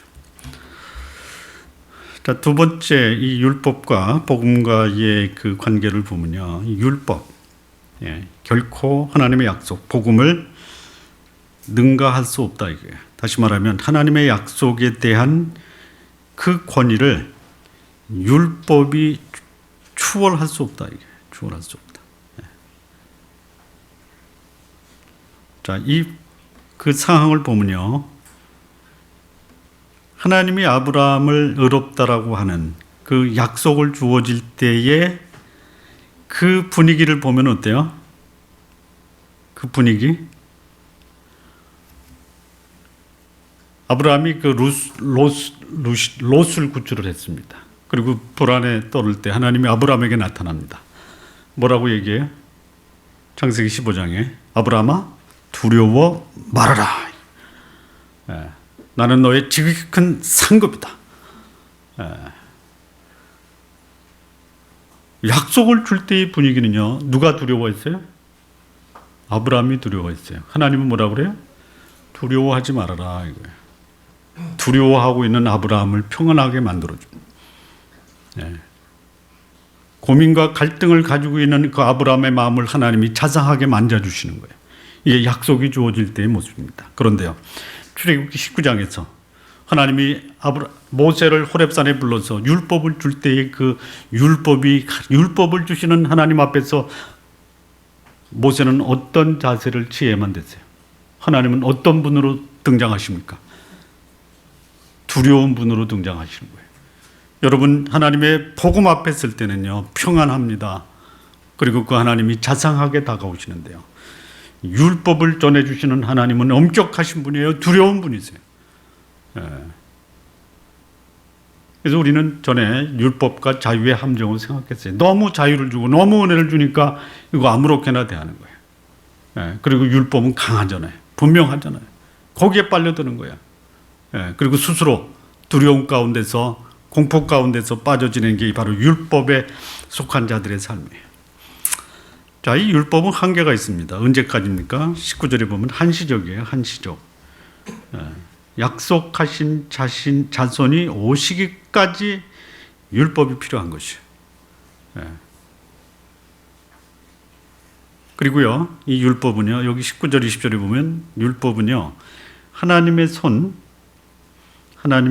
누구를 통해서 천사들의 손을 빌려서, 그리고 중보자 누구죠? 모세입니다. 그러니까 이 단계를 거쳐서 율법이 주어져야. 그런데 이 약속, 복음은 어떻게 주어집니까? 하나님이 아브라함을 직접 만나시는 거예요. 예. 직접 만나는 것이. 예. 그리고 그 사이에 누가 브로커가 개입이 안 되는 거예요. 예. 복음은요, 하나님과 인간의 직접적인 만남이에요. 율법은요, 한 손 거쳐서 만나는 거예요. 예. 그러니까 이 율법이 결코 하나님의 복음을 능가할 수가 없어요. 오히려 복음이 이 율법을 훨씬 더 능가하는 것입니다. 예. 율법은 시간적으로 한계가 있죠. 그리스도 오기까지요. 약속은요, 영원한 것이에요. 그리스도가 와도, 하나님이 아브라함과 맺었던 이 복음의 언약은 그리스도가 와도 그대로 이어지는 것이에요. 예. 여러분, 율법에 너무 얽매이지 마십시오. 자, 그 다음에 그러면 도대체 율법은 필요가 없냐? 그렇지 않습니다. 21절에서 24절까지는 그겁니다. 필요하다 이거예요. 그러면 율법이 하나님의 약속들을 거스르냐? 결코 그럴 수 없느니라. 만일 능히 살게 하는 율법을 주셨다면 의가 반드시 율법으로 말미암았으리라. 자, 이 율법을 주셨을 때요, 그 율법을 지키면 율법의 그 효력, 그 가치는 발휘가 되는 거예요. 문제는 율법의 문제가 아니라 율법을 지키지 못하는 사람들의 약점이 문제입니다. 예, 그러나 22절, 성경이 모든 것을 제 아래 가두었으니 이는 예수 그리스도를 믿음으로 말미암아 약속을 믿는 자들에게 주려 하심이라. 예, 믿음이 오기 전에 우리가 율법 아래 매인바되고 계시될 믿음의 때까지 갇혔느냐. 24절입니다. 이같이 율법이 우리를 그리스도에게로 인도하는 몽학 선생이 되어 우리로 하여금 믿음으로 말미암아 의롭다함을 얻게 하려 하심이라. 예, 이 율법은요, 하나님의 복음 약속과 결코 위배되지가 않습니다. 예, 하나님을 모르는 사람이 어떻게 하나님을 알 수 있고 예수 그리스도 복음을 알 수 있느냐? 율법을 통해서 아는 것이. 예, 약속이 율법을 필요로 하게 합니다. 사실 율법을 준 것은요, 살게 하는 것이에요. 살게 하는 겁니다. 문제가 뭐예요? 율법에 문제가 있는 게 아닙니다. 어디에 문제가 있어요? 율법대로 살지 못하는 나에게 문제가 있는 거예요. 예. 그래서 이 율법을 보면요, 나는 안 되는구나. 그래서 율법이 얘기합니다. 너 나 만족 못 시켜. 나 보지 말고 그리스도 봐. 이거를 율법이 우리에게 가르쳐 주는 것이에요. 그래서 이 약속과 율법은요, 모순이 아닙니다. 예. 모순이 아니에요. 예. 오히려 모순에 휩싸인 인간이 그 모순을 벗어날 수 있는 그 복음을 율법이 모순투성이의 사람들에게 알려주는 것이에요. 예. 율법의 기능이 뭡니까? 죄를 깨닫게 합니다. 이건 로마서 3장 20절이에요. 율법으로는 죄를 깨닫게 합니다. 죄를 깨닫게 한다. 깨닫다. 들여다보다. 제대로 보다, 이거 깨닫다입니다. 그러니까 이 율법은 뭐냐? 거울이에요. 거울. 율법이라는 거울을 보면 내가 완벽한 줄 알았더니 율법에 드러난 나는 뭐예요? 더러운 투성이에요. 예. 그러니까 율법을 보고 내가 더럽네, 이거 아는 거예요. 그러니까 율법은 거울 역할을 하는 것이죠. 그 거울 속에 들여다 보이는 자신의 얼굴을 씻어주는 역할을 하는 물은 안 되는 것이에요. 예. 그러니까 죄를 씻어주는 물의 역할은 뭐예요? 은혜, 복음입니다. 예. 은혜 앞에 나가야 되는 거예요. 예. 율법을 보고 어찌할꼬 여러분 거울만 바라보고 어떻게 해야 돼? 그러면 얼굴이 씻어집니까? 아니에요. 은혜의 물로 이 거울에 비친 자기의 더러움을 씻어내야 되는 거예요. 그래서 이 율법은 그리스도에게로 인도하는 몽학선생 또는 가정교사, 개인교사이고요. 예. 자, 우리가 3월달에 읽었던 철로역정에 그 좁은 문에 들어가기 전에 어디 들어가죠? 좁은 문 입구 전에 뭐가 있죠? 예? 율법의 언덕 올라가죠. 뭐를 지고? 무거운 짐을 지고 올라가죠. 예. 안내하는 거예요. 예. 세속의 현자가 예? 그 율법의 언덕을 올라오면 거기 율법 존중 선생이 있는데 그분이 당신이 지고 있는 그 짐을 다 벗겨주게 올라가십시오. 예, 올라가는데 조금 힘들어도 올라가십시오. 이게 올라갑니다. 못 올라가는 거예요. 계속 미끄러지는 거예요. 예. 안 되는구나. 그래서 포기하고 다시 좁은 길로 내려오는 것이. 예. 여러분 율법은 하면 할수록 여러분들을 허덕이게 하고 지치게 하고 결국 포기하게 하는 것이 율법입니다. 예. 그리고 십자가 앞에 가서 그 무거운 죄짐이 벗겨지는 것이. 예. 자, 그렇다면 궁극적으로 이 복음, 약속, 은혜의 복음이 뭐냐? 예수 그리스도 믿음으로 인한 복입니다. 예. 그 은혜의 복음 이게 뭐냐? 첫 번째는 그 약속의 은혜는요. 그 약속을 받아들이는 사람을 하나님의 자녀로 만든다라는 거예요. 26절입니다. 예. 너희가 다 믿음으로 말미암아 그리스도 예수 안에서 하나님의 아들이 되었다 이렇게 얘기합니다. 예. 믿음으로 말미암아 하나님의 아들. 뭐에 대한 믿음이에요? 약속에 대한 은혜의 복음을 믿음으로 하나님의 아들이 되게 하십니다. 예. 그러면 은혜의 복음 반대 개념이 율법이죠. 예, 율법이에요. 하나님의 은혜의 복음은 우리를 하나님의 자녀가 되게 합니다. 믿음으로. 그런데 이 하나님의 은혜의 복음의 반대는 뭐예요? 율법의 행위입니다. 예. 복음을 믿음으로 하나님의 자녀가 되게 하는데요. 율법을 행함으로는 어떤 결과가 와요? 저주에. 예. 예. 매력적으로 보이는 율법의 행위는요, 저주가 오는 것이에요. 예.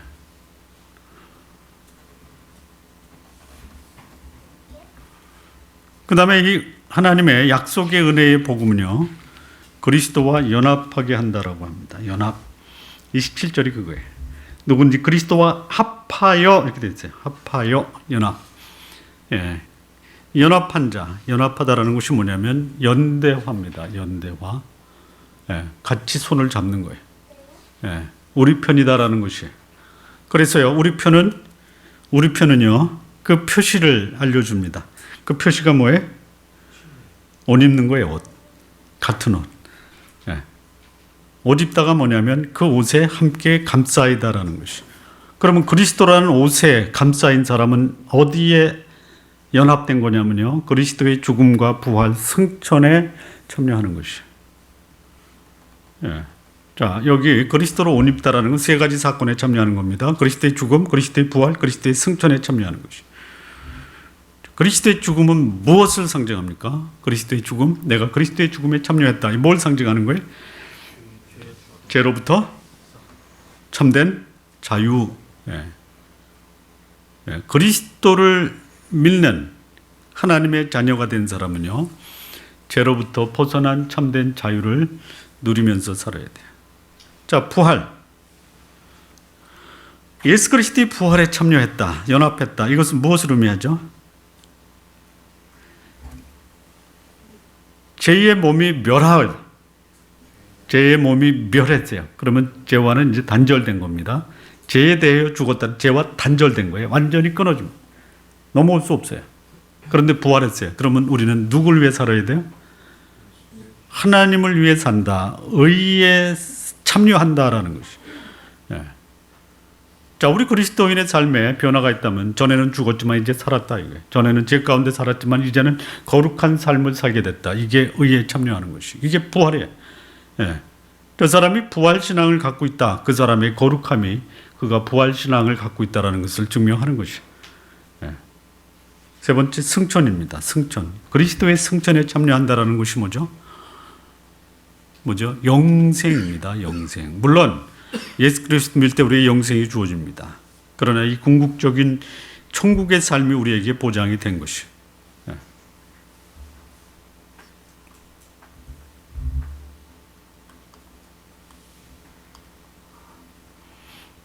자, 이 은혜의 복음을 받아들이는 자 28절에 보면요. 너희는 유대인이나 헬라인이나 종이나 자주자나 남자나 여자 없이 다 그리스도 예수 안에서 하나다 하나. 예. 은혜의 약속의 복음은요. 그를 믿는 모든 사람을 하나님의 가족의 일원이 되어 지체가 되게 합니다. 지체. 하나의 공동체가 되게 하는 것이요. 예. 공동체. 예.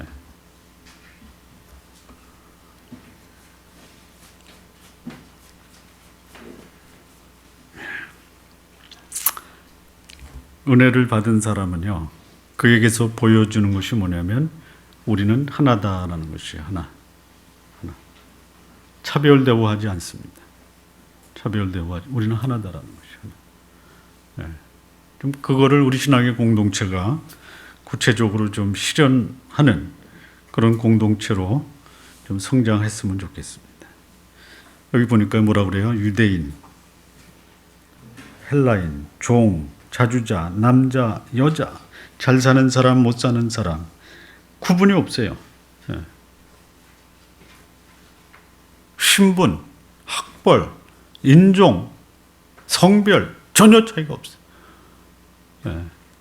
그게 하나님의 약속을 소위 믿음으로 그 복음을 받아들이고 예수 그리스도를 믿는 사람들의 삶에서 나타나는 그 축복이 뭐냐? 공동체 의식입니다. 공동체 의식.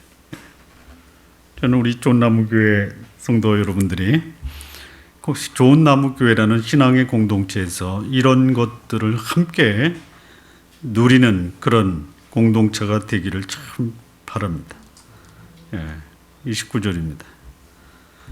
이 복음에 대한 축복이 뭐냐? 예수 그리스도를 믿음으로 인한 복이 뭐냐? 29절입니다. 예, 너희가 그리스도께 속한 자면 아브라함의 자손이요 약속대로 유업을 이을 자니라. 자, 하나님이 천지를 창조하시고 이 천지에 있는 모든 피조물을 하나님은 다 소유하시는 소유자입니다.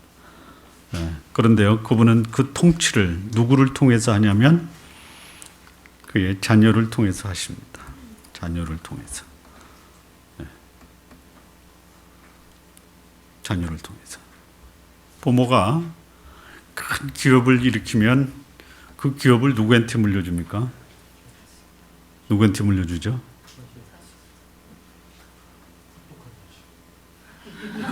자식한테 물려주죠. 예, 물론 모든 기업이 다 그런 건 아닙니다. 전문 경영인을 통해서 기업을 키우는데 오너는 이제 따로 있죠. 예. 그런데 자식이 똑똑하면 물려주는 거예요. 이거 말씀을 드려야 되는지 모르겠네. 드릴게요. 목회 세습 어떻게 생각하세요? 목회 세습.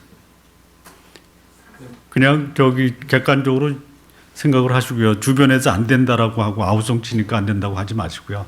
어떻게 생각하세요? 무조건 반대할 일은 아닌 것 같습니다. 아. 왜 그러냐면 어떤 그 목회의 철학이라든가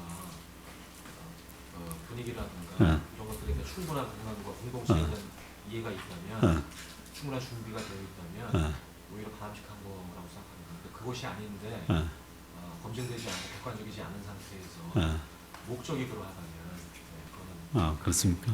그렇습니까?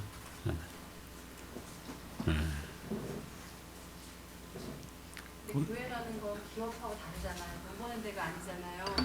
하나님의 유업을 잊게 해야 된다라는 차원에서 적용하는 거예요. 하나님이 그의 자녀들에게 이 땅의 모든 하나님의 유업을 맡긴다 이거예요. 그거를 아주 단편적인 면에서 하나님의 사역을 하는 목사가 그 자식을 진짜 자기보다 훌륭하게 키웠어. 네? 그래서 가업으로 그 사역을 넘겨줬어요. 문제 되나요? 네? 안 돼요? 그만한 그릇으로 성장을 시키고 모든 성도들과 모든 가족 공동체들이 합당하다 정말 혈연 관계를 떠나서 마땅한 후계자로서 당연하다라고 얘기한다면 문제될 것이 없다고. 그것이 그것이 아니기 때문에 아니니까 아니면 안 되고 되면 되는 거고. 예, 안 되는 것을 되게 해서는 안 되고 되는 것을 안 된다고 해서도 안 되고. 예.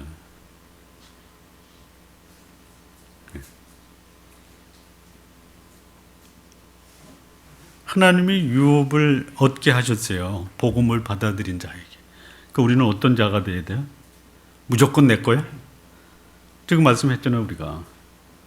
예, 유업을 받을 만큼 그런 역량과 자질을 키워야 된다는 것이죠. 그러면 교회는 어떻게 해야 돼요? 예, 하나님의 유업을 맡을 사람들을 신앙의 공동체가 키워야 되는 거예요. 키워야 되는 거예요. 키우겠다고 해도 안 따라오죠. 예?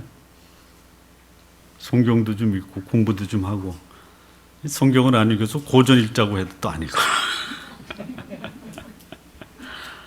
예? 아니 그게 뭐 제가 여러분들 고생시키려고 하나요? 제가 이제 60 다 돼서 고전 읽으니까요 얼마나 은혜가 되는지 몰라요. 아, 내가 저거를 우리 부모님이 초등학교 때부터 읽게 좀 하시지. 예. 이렇게 얘기하면 좀 우리 성도님들은 자녀들에게 책도 좀 사주고 어려운 책이면 만화책으로도 좀 사주고. 예. 그래야지 그 하나님의 유업을 맡아서 더 키워나갈 수 있는. 예. 근데 그냥 겁나가지고 아무것도 못해. 시키는 것만 하는 거예요. 시키는 거. 이 율법의 후손이 바로 그거예요. 믿음의 후손은요 세상을 정복하는데요 율법의 후손은요 시키는 것만 하는. 예. 여러분 신앙인들 시키는 것만 하면요 그 삶이 얼마나 황폐한지 몰라요. 예.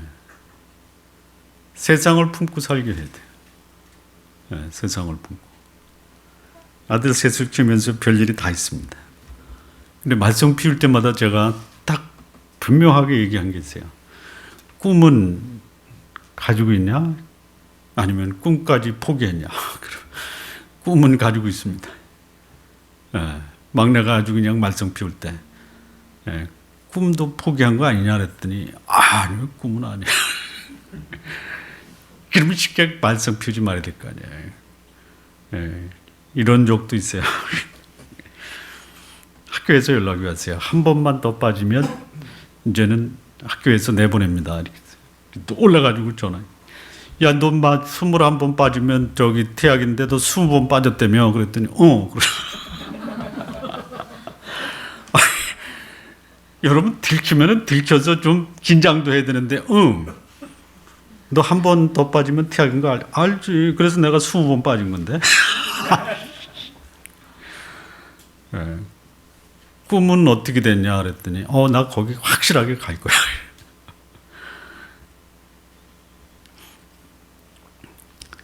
여러분 하나님의 자녀다운 삶을 사셔야 돼요. 네.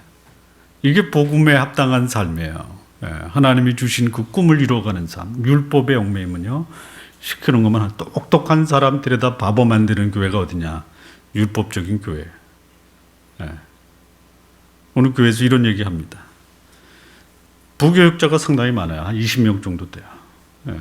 담임 목사가 회의 시간에 이렇게 얘기합니다. 이 교회의 목소리는 단 하나다. 예. 딴 목소리 내려고 하면 나가라 이거예요. 예. 어떻게 될까요? 어떻게 될까요? 예? 어떻게 되겠어요? 예? 여러분 그 교회 부사역자 오기까지 30년 동안 살고 또는 35년, 40년을 살았어요. 담임 목사 없이. 근데 이 교회 오니까 한 목소리 낼 수 있어요? 아니잖아요.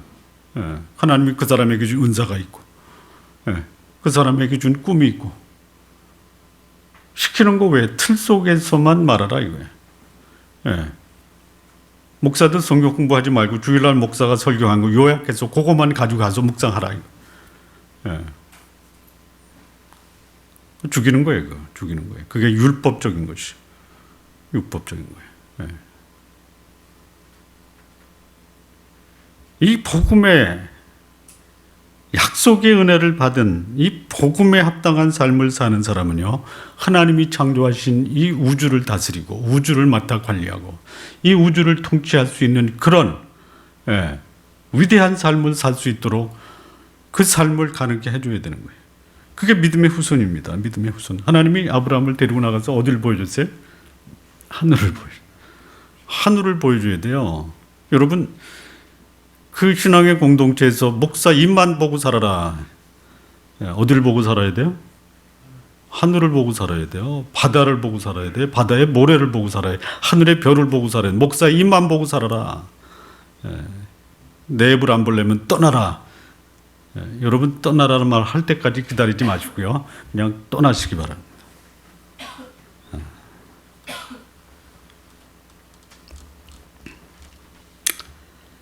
자, 오늘 여기까지 하고요. 내일 이제 4장 하겠습니다. 4장. 네. 자, 질문 있으면 하십시오. 질문. 요 금요일까지는 이거 다 끝냅니다. 네, 확실하게 끝냅니다. 걱정하지 마십시오. 제가 진도 나가면 확실하게 나갑니다. 또. 그리고 금요일 날은요, 우리 성찬식 하겠습니다. 성찬식. 금요일 날 성찬식 하겠습니다. 네. 질문 있으세요? 자, 갈수록 땡겨지죠? 10시 전에 끝난단 말이에요.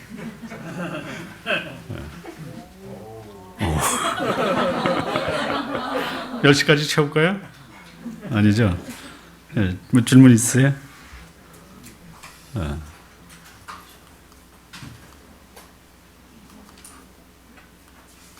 질문 없습니까? 아니 그냥 하나님의 그 가족의 이루한 지체, 하나님 공동체 있잖아요. 선한 하나님의 공동체도 있지만 바람직하지 않은 하나됨을 강조하고 바람직하지 않은 공동체도 있을 수 있잖아요. 공동체는 획일체가 아니에요. 찍어내는 그냥 그 벽돌이 아닙니다. 네.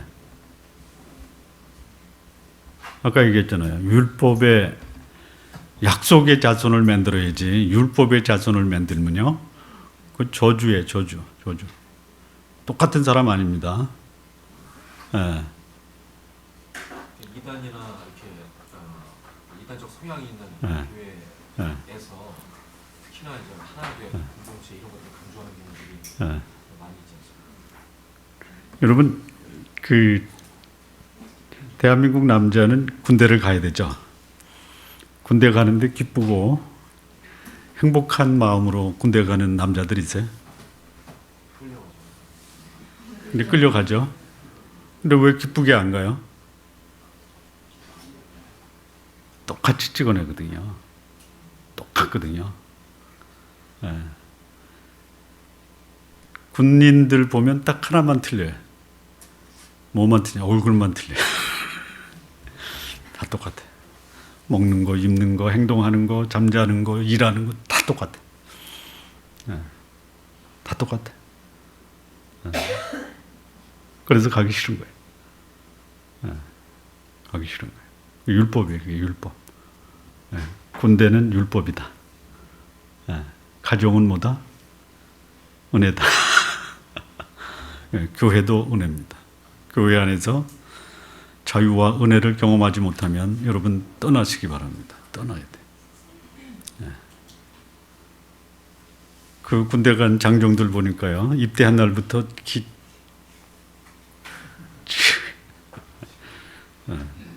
지우게 하는 거죠. 네. 며칠 남았다. 네. 우리 아들이 500 며칠 남았다 그러더라고요. 어떻게 알아? 입대할부터 지워왔는데 뭐. 네. 율법으로부터 벗어날 날을 기다리는 거예요. 여러분, 율법으로부터 벗어나고요, 벗어난 삶을 사십시오. 네.